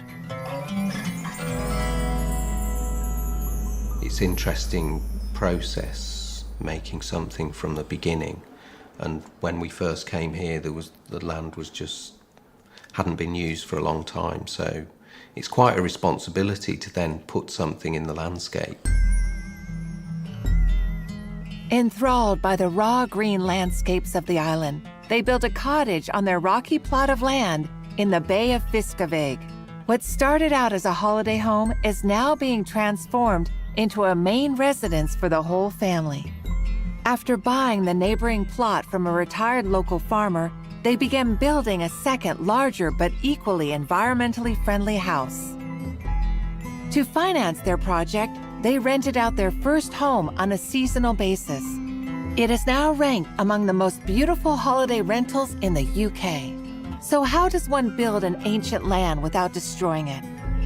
How does one build an eco-friendly home that is also modern in architecture using only simple materials? It was with these issues in mind that the owners called on the services of Alan Dixon, a local architect known for his environmentally aware building designs. We wanted the building to work very efficiently, so we didn't need much energy to run it. So it was a very simple ecological idea that we had to build something very economically. Why would you build something that's not going to be now when it's important that the planet is looked after a bit? I mean, I don't know what we do with the amount of building we have in this country that isn't. I mean, it's terrifying. I mean, it was never meant to be that in the first place. It was meant to be a holiday home. It was meant to be something that we came to eventually once the children were grown up. But we moved before then. I guess we were limited by the amount of money we had. And we saw this article in the Sunday Times, and the house had been built quite cheaply using wooden construction techniques. And we'd built, in our last house, a studio in the garden of wood. And it was a lovely building and worked very well. It was very warm, wasn't damp, easy to heat. So we thought that would be an interesting way of constructing cheaply in Scotland. We didn't know if it was possible.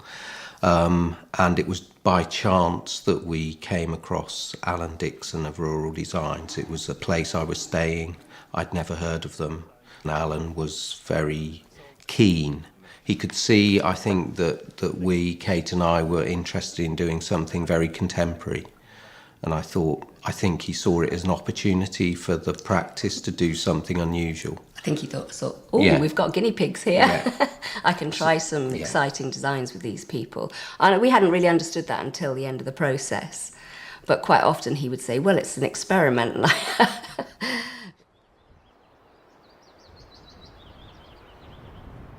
It's very important from design to express the year, the time that we live in, and when we came up here, most of the buildings were trying to look like their old buildings. And yeah, we have new materials, we have new cars, we have roads to move materials about. So we certainly wanted in our buildings to express, the 21st century. Not only were we wanting to make buildings that were modern, but we wanted to make buildings that were durable. The landscape is beautiful, but it's also very rough. It's very real. There's parts of the place that are quite ugly and brutal in a way. And we like to think of our building as being part of that. I think in an exposed climate, heating costs can be very, very high. So it's important to try and make the houses as comfortable as possible, but by using as little energy as possible. It's good for the sustainability of the planet, but it's also good for the sustainability of the house and the owners of the house. For the owners, building a home in such a remote location was a big responsibility that required them to adapt to their environment and to all the external elements. The architect's approach was quite radical, both in terms of the structure of the house and the materials and colors used.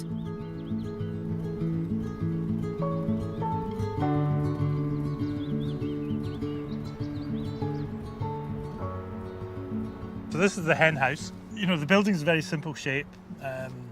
We get very strong winds from the north, so the building kind of points towards the wind to reduce the surface area pointing at the sea. But that surface area is also all glass, so it gets the view. This is the place where we came and arrived at the site for the first time. We realised that this is where the house has to be. It'll look through this little valley towards the sea, towards the lighthouse, the white lighthouse right at the end there. And this became the focus for the house. So we almost started with the idea of framing this location, enjoying this location, and lifting the house off the ground allows us to, in a way, almost as an out-of-body experience, to sit and gaze at the landscape. The yellow is the same colour as some of the plants that grow, the flowers. You'll see them around the landscape, a very beautiful yellow and orange colour. And it also goes back to an enjoyment I have, for example, of working Le Corbusier and the way in the Unité d'Habitation he frames the colour of the balconies, and there's a wee bit of a homage to his work as well. The hen house, which owes its name to its resemblance to a chicken coop, was converted into a charming cottage that Nick and Kate ran out to nature-loving holidaymakers all year round. This is precisely what appealed to Les and Sue, two Welsh tourists who were also won over by the eco-friendliness of the dwelling.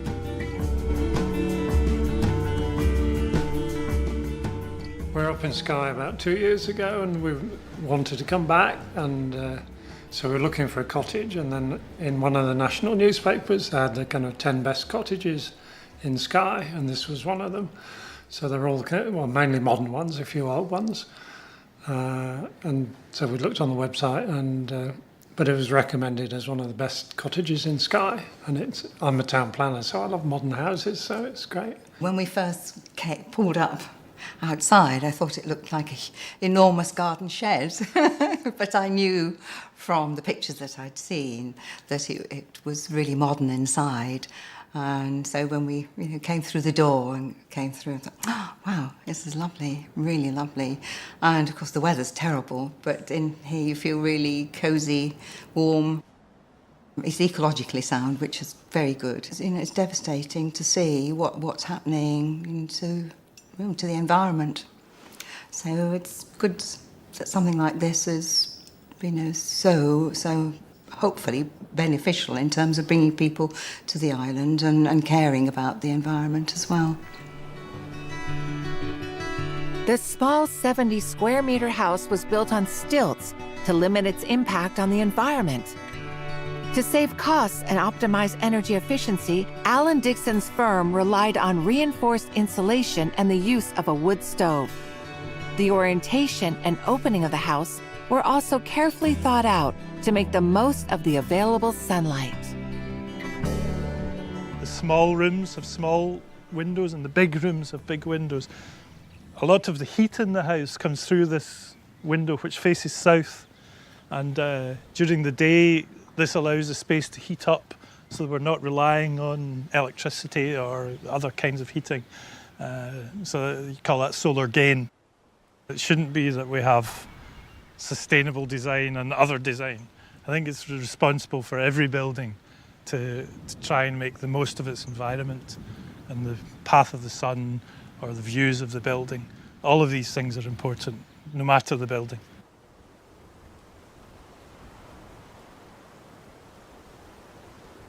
For this project, where we realised that, although back there that we felt we were in a hollow, as soon as we stepped up to this part of the landscape, we could see the view.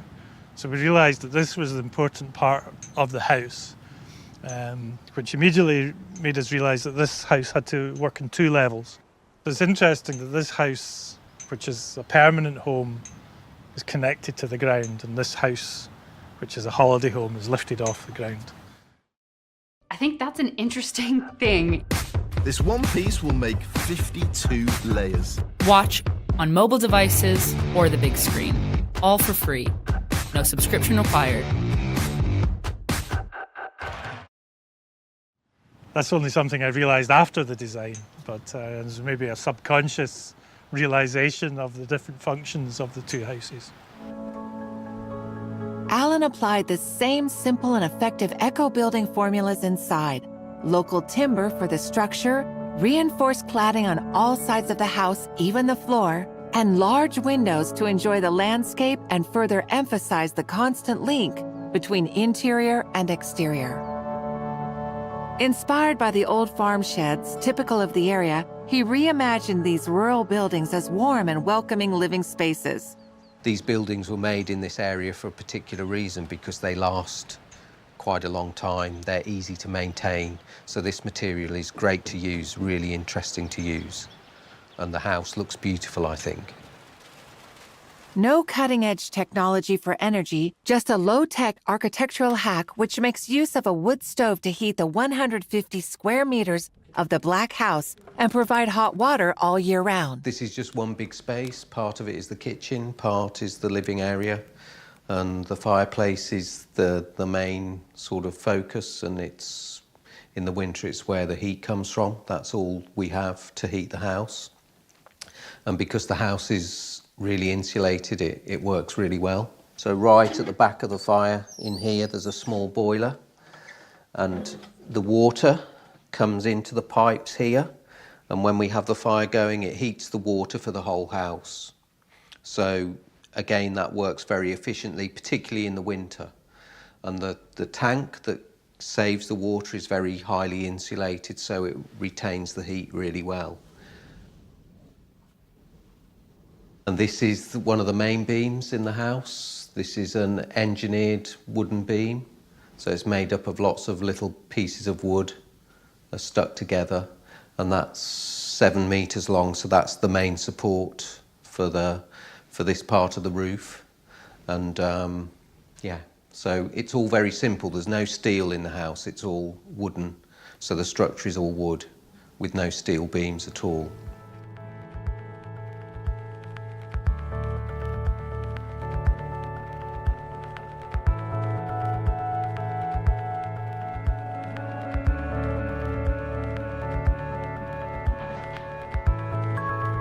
All of the windows are triple glazed, so it gives a very low U value. And because we have this whole space is window, it was really important that we had triple glazing to keep the U value as low as possible so we don't lose much heat from the house. Now, I guess this house costs approximately £45 a month to run for everything. So for heating, for light, everything. So it's very, very cheap. I mean, I love being able to go and fish and go out on the sea, and I love the weather, watching the weather, and all of those things are very, very special and have changed me, I think. And having the dog makes you walk into the landscape, so you feel much more a part of the landscape and you're aware of the seasons. In line with this minimalist approach, Nick and Kate opted for inexpensive raw materials, combining cement blocks, waxed concrete, and oriented strand board for the walls. In combination with insulation, these prevent heat loss. In the first house we built with Alan, he tested us because he wanted to see how far he could push the design ideas that he had. And I don't think in any other houses that he'd built up to that point had any of the clients accepted to use this, which is usually a sheathing building material. One of the benefits is that you can attach anything to it. And when you pull the screws out, you can't see where the screw holes are. And it will take very heavy weights, and it's very, very cheap. It's incredibly tough and very warm. I mean, it's warm to touch, and it's also a warm colour.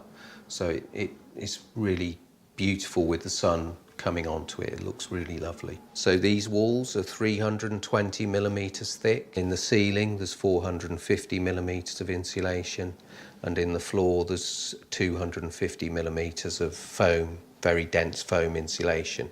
So the whole of the envelope of the building is very well insulated and very airtight. In addition, dual flowing ventilation allows indoor air renewal and to gain a few extra degrees of temperature by recovering heat from used air, which is expelled outside. In all of the rooms, there's an inlet and an outlet to take away the stale air and bring in the fresh air. On normal day-to-day use, you just have it on a very low setting, and it uses very little energy. It uses about the same as a 40-watt light bulb, so the energy consumption is very small for the system. And it's common in Germany, it's common in Norway, Sweden, Denmark to have those systems, but in the UK it's quite unusual to have a building that has that within it.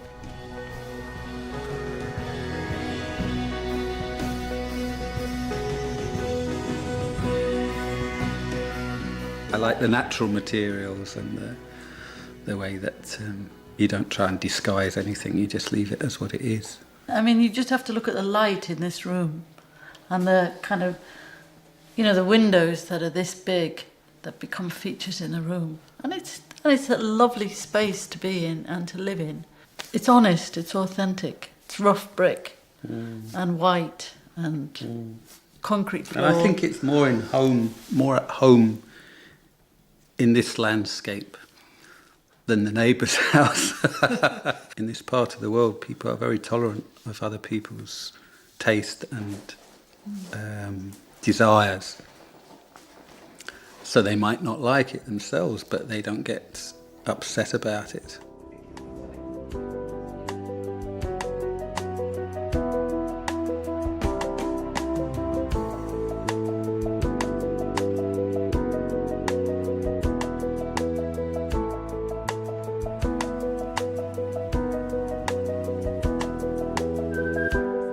It was slightly dangerous because we didn't know whether it would work or not. Yeah. And lots of people move here and find it very difficult to live. Yeah. So I think sky either sucks you up or spits you out. And I think that happens to a lot of people. And I think for me, it's really sucked me up and I really enjoy it. It took Kate and Nick a total of 9 months to make their dream of building a secluded dream home on the Isle of Skye a reality. Simple yet robust, the houses are also economical. The Middletons and Alan Dixon are already planning to use the same model to build a new, smaller, but equally eco-friendly cottage.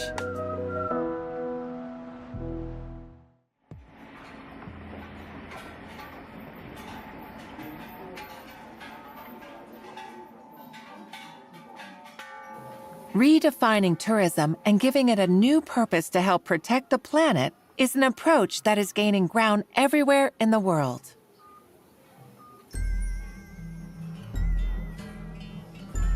For many years, hotel construction was a major cause of ecosystem degradation. But some are now seeking solutions to turn their implantation into a positive, both for the surrounding nature and for local populations. We visited a hotel which is a pioneer in terms of sustainable development on the breathtaking island of Koh Kood in Thailand.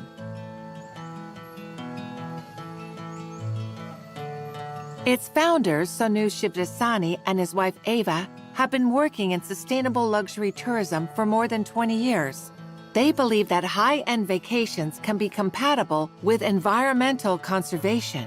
Soneva Kiri, a resort comprising of 35 villas harmoniously integrated into the landscape, is one of the finest examples of their work. Sustainability is not a challenge. It's complementing us. It is our way. It's infectious. And the more people that get infected in the world, the longer our planet will live. So how does one build a luxury hotel in the middle of the jungle while protecting the environment? How to be water independent and create your own water treatment plant? How can a hotel project boost the local economy?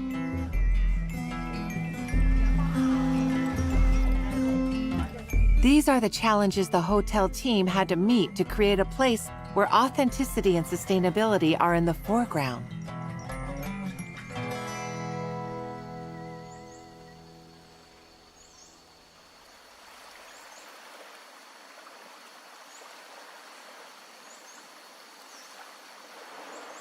Our whole core value, the core purpose of our company is built around what we call slow life.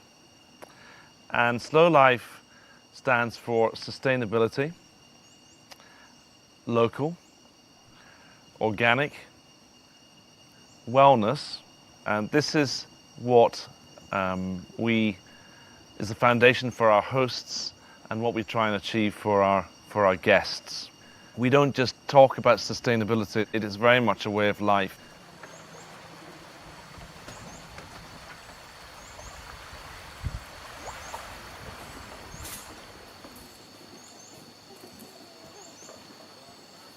It's not a big resort. We have 35 villas, varying in size, 6-bedroom down to 1-bedroom, and different styles and designs, but still remaining true to the architecture and the feel we want to create.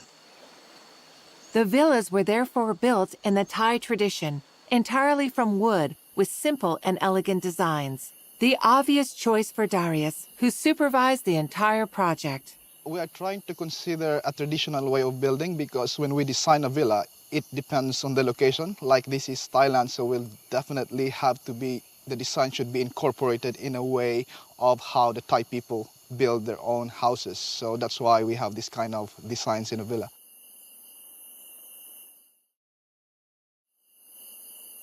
We wanted to reduce the impact on the beauty of the landscape as much as possible. So massive clearance of wood and trees was something that was not part of that plan. The villas were really sort of built within the habitat. We respected the jungle. It was an obvious choice that we would use natural materials wherever possible and wherever practical. If you use concrete and steel, of course, the carbon footprint in the generation and creation of that is enormous, and of course really goes against what we're about. Mostly, I would say 80 or 85% of materials are locally available. We have different kind of species like eucalyptus poles. We have teak wood, but mostly are coming from Thailand. It's less carbon footprint to bring them here. We are actually considering and make sure these are sustainable materials in a way that it's coming from plantation, because we are not actually allowing our materials to be purchased or being taken from a random cutting of the forest. That's why we make sure that we have this certificate from the suppliers and we are treating them properly with the chemicals are also sustainable for the environment. It's not just a matter of putting chemicals on it, because we want to make sure that the chemicals we are using is actually sustainable as well. So it will be long lasting, because if you are not treating them, you're going to replace it every now and then, which is you have to cut more trees from the forest. The flooring and all the furniture are also made of local wood, a real challenge for the workers involved.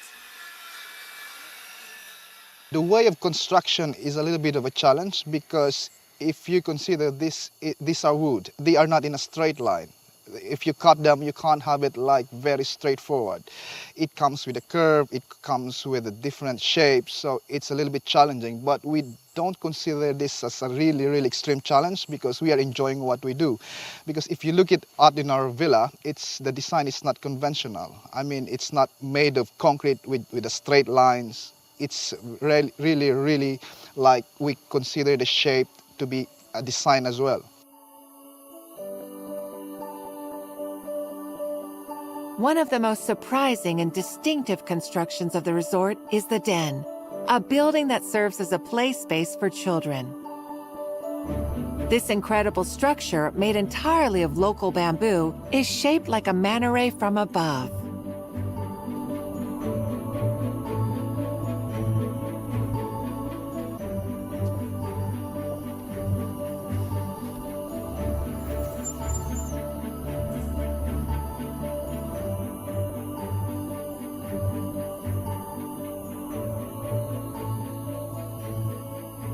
Many would say the most important room in the house is the bathroom. The shampoos, the conditioners, this is of course is all organic and everything's refillable. We avoid in all cases to not use plastic in the resort anywhere. Actually, this is stainless steel sinks, but they're all made in Thailand. We're in our outside bathroom area, which is, again, we have a rainforest shower here, and then down here we have the bath. Here we use sandstone, again, a very natural material. This is actually recycled because it's offcuts from the original sandstone blocks. And I think it complements very well the woods and the bamboos to create this, again, this very natural environment.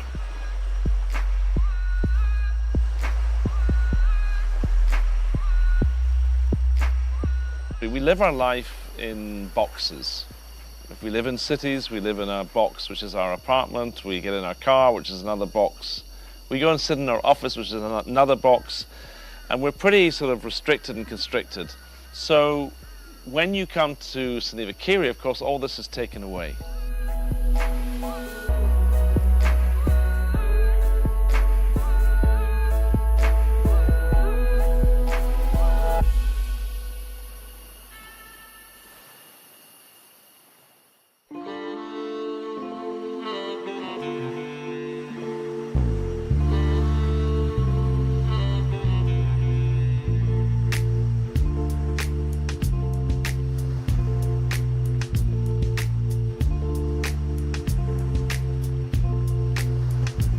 Water supply is one of the biggest challenges of living in a remote location.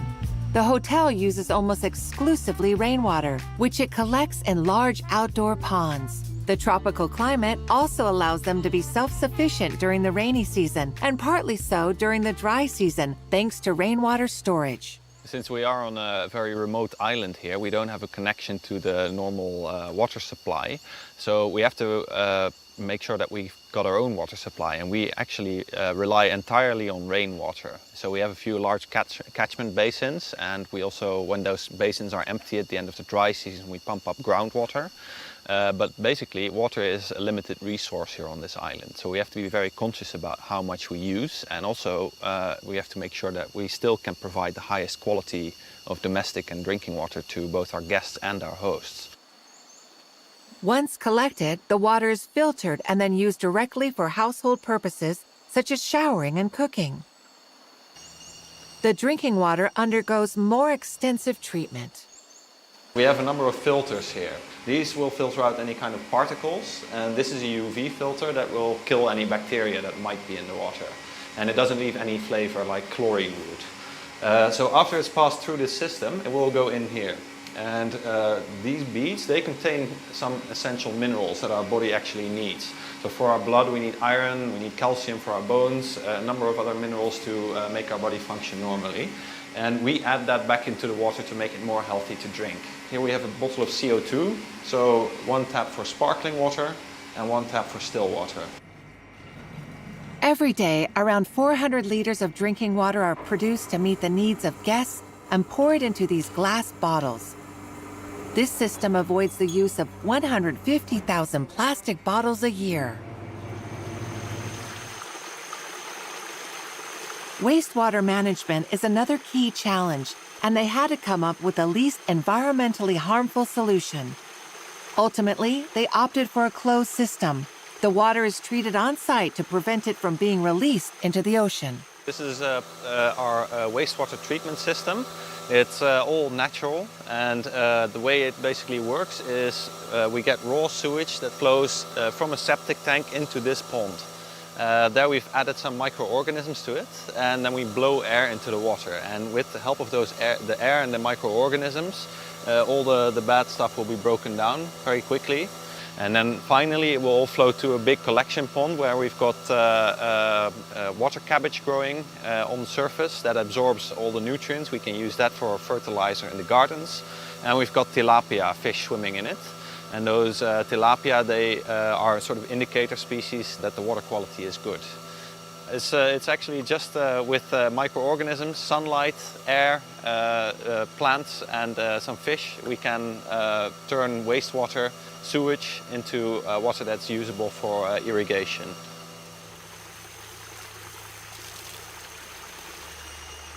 The next vital step in the hotel's eco-friendly initiative is to improve its electricity production in order to minimize its environmental footprint. Right now, generate most of our electricity with diesel generators, but we are really trying to bring the diesel consumption down. So that's a big challenge. We are getting more and more successful in that, so that's a good thing. And we are also heavily focusing on moving more towards renewable energy sources, mostly solar.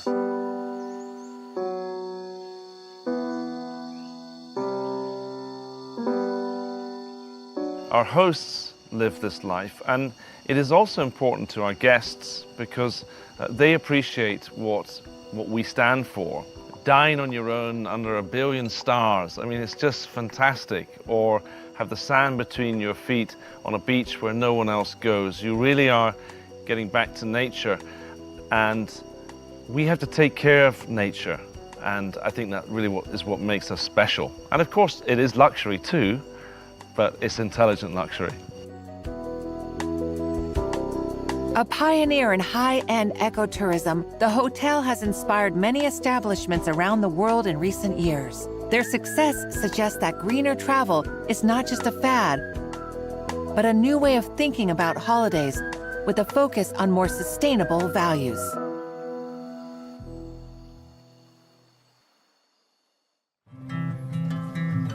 Although nature is defined by rounded shapes and curves, for obvious practical reasons, humans are still designing homes full of angles and straight lines.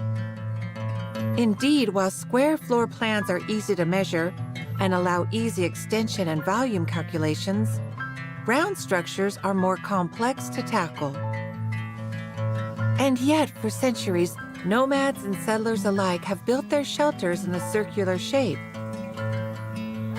From African huts to Inuit igloos and Mongolian yurts, round dwellings have existed for thousands of years and proven their strength and endurance over time. Today, more and more architects are taking inspiration from these construction models to create eco-friendly and sustainable buildings.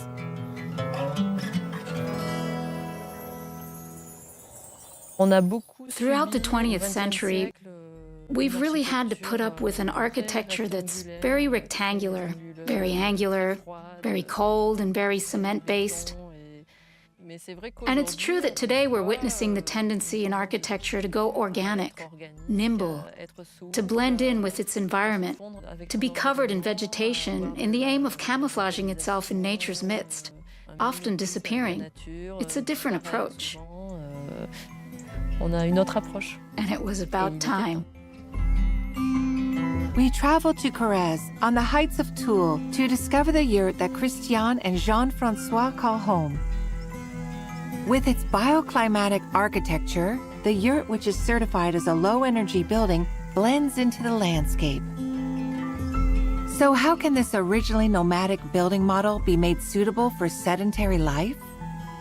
What are the advantages of a round house compared to a rectangular one? What makes a person decide to build a circular home?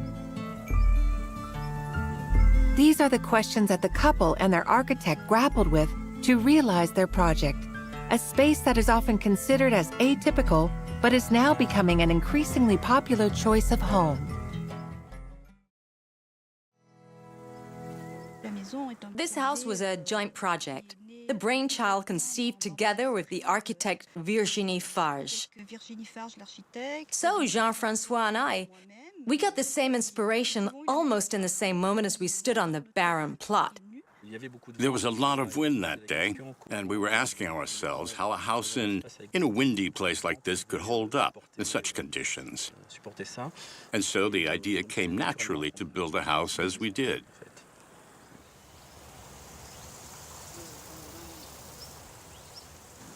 Well, in the end, this shape seemed pretty logical to us with respect to the landscape that unfolds, and we also wanted to get the most of this view as possible. The round shape evokes a sense of cocooning. There's no doubt that it is enveloping, so it has a soothing effect and is also reassuring. You can feel it as soon as you step into this space. You get, well, you immediately feel a sense of relaxation.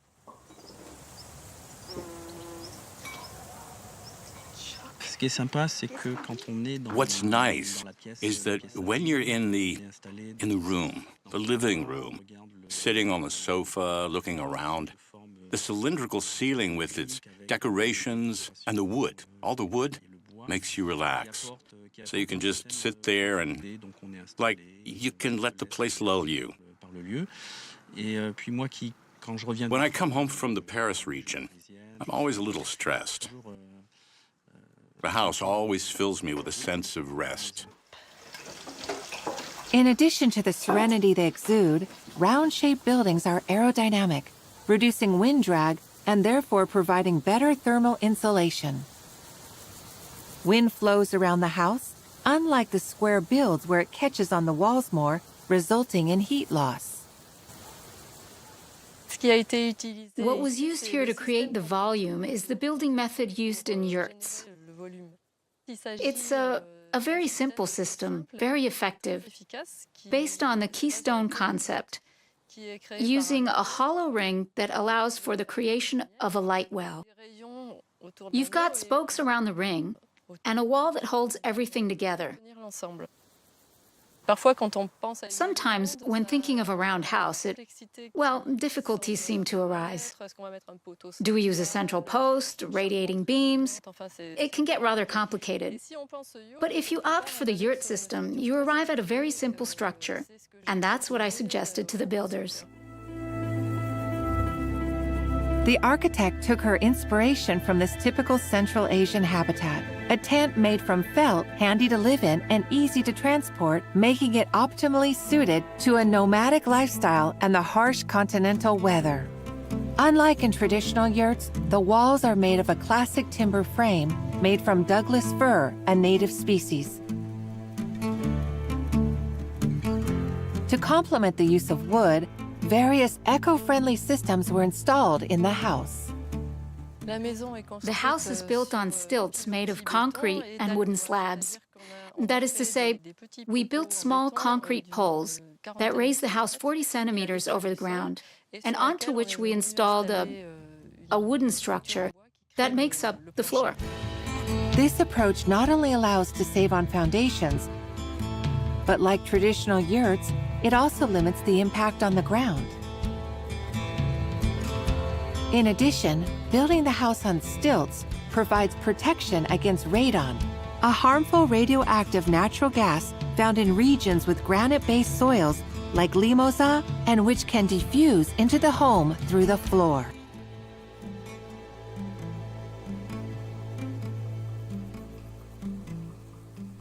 We also created a green roof that allowed us to return to the soil a little bit of what we stole. It was a way of creating an area of vegetation in a place that we had mineralized. The rampant mineralization of the earth today is a huge problem, so this is a way of dampening our impact. The green roof provides you with an added beauty. Depending on the period of the year, the roof is, well, when it's in flower, it's absolutely magnificent. And quite simply, it's just so uplifting to live in a house that's beautiful. It's funny because it has become a place where the birds and the bees come to live. So it's a space inhabited by the animals. In addition to providing biodiversity, the green roof provides both thermal and acoustic insulation.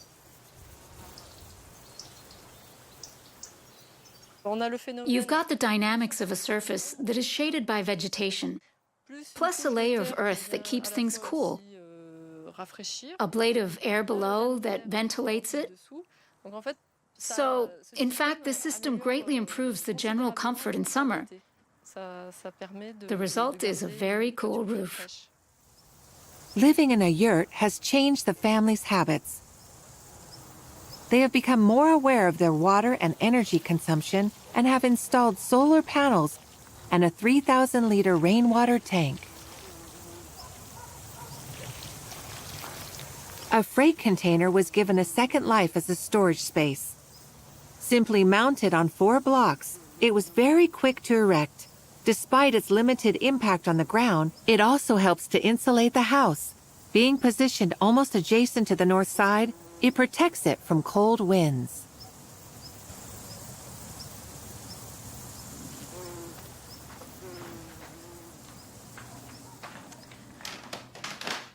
So here we find ourselves in the main room, the living room kitchen, but this volume is also connected to the mezzanine. You have an overview of the general structure. We're at the center of the entire yurt's volume. It creates a sense of space that is accentuated by the fact that there is a light well that illuminates the center.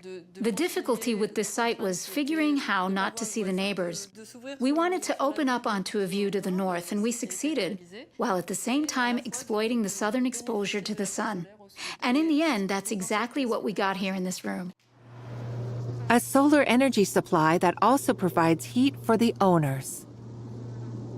Our electricity consumption has been greatly reduced. We use less heating. We have a pellet stove that provides us with additional heating when it gets very cold and the sun doesn't provide heat as it comes through the bay windows. As far as how much we consume, well, we went from... How much were we spending when we ran on fuel oil? 2,000 euros. 2,000 euro per year in fuel oil. Here we've come down to 300 euro in heating per year.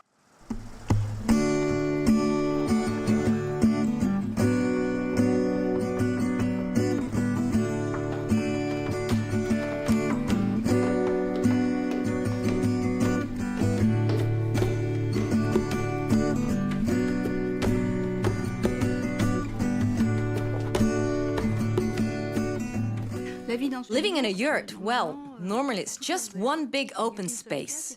There's one room and everything is open. Here we have the advantage of having enough room to have an open space, a semi-open space, and, well, for the bedrooms, closed spaces. So in the end, we actually have several options to choose from. Yurts are built around the keystone principle, which means that there's no need for support posts. But for the sake of aesthetics and to give the place a more organic feel, they decided to use 2 raw birch pillars in the middle of the house. That was our dream, because it's like bringing nature into the house. There's something very sensual about it. You can touch the tree as you pass by. You come down from the landing, and you can rest your hand on a tree.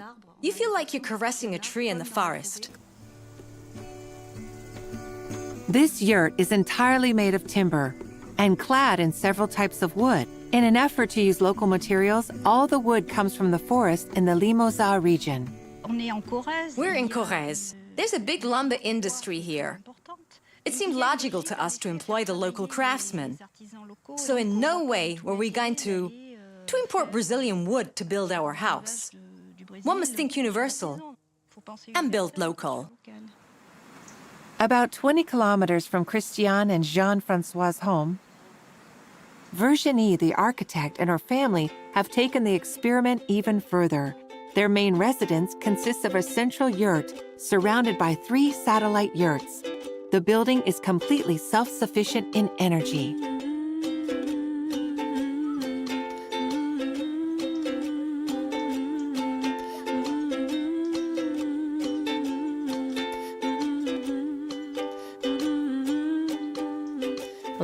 So here we're at the front of the house, which is made up of a main yurt that's mostly glass and that gives onto the terrace, which is the main living area, and that's surrounded by smaller yurt satellites that are linked to the main room. Those are the bedrooms. We used a type of insulation that's definitely more effective than what's used in a classical yurt for sure. We used sheep's wool that we picked up from a local farmer, and it insulates very well. The only thing you have to be careful about are the moths, but otherwise it's super effective and, well, he was practically throwing the stuff away, so that's a really effective recycling. The walls are insulated with blankets. The blankets are also wool. We purchased a stock of them at an army surplus.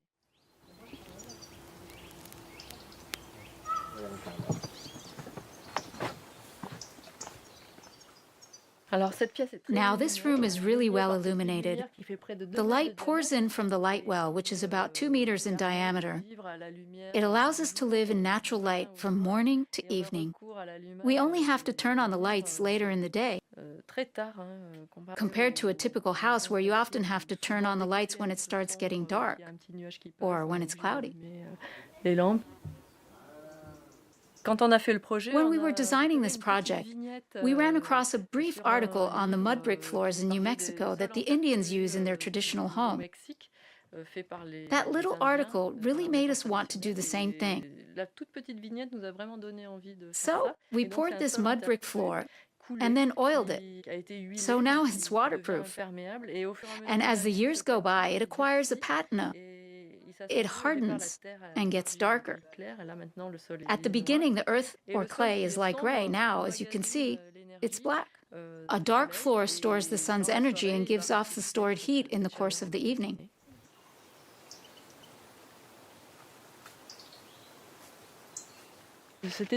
This building here is a water tower. We have 2 tons of water, 2,000 liters. So that's 2,000 liters of water uphill from the house. Because it's a little bit higher up.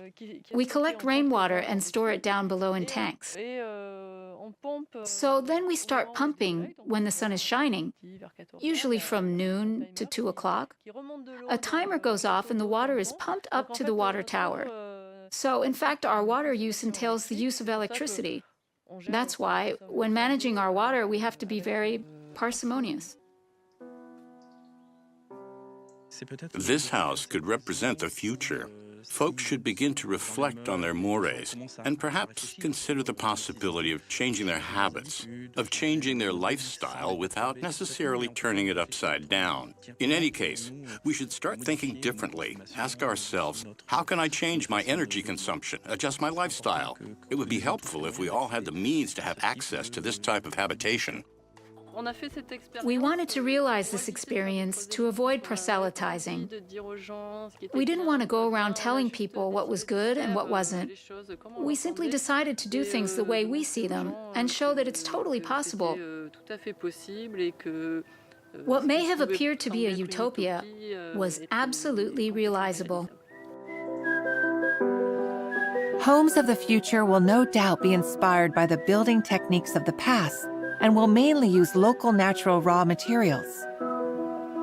And it's already happening.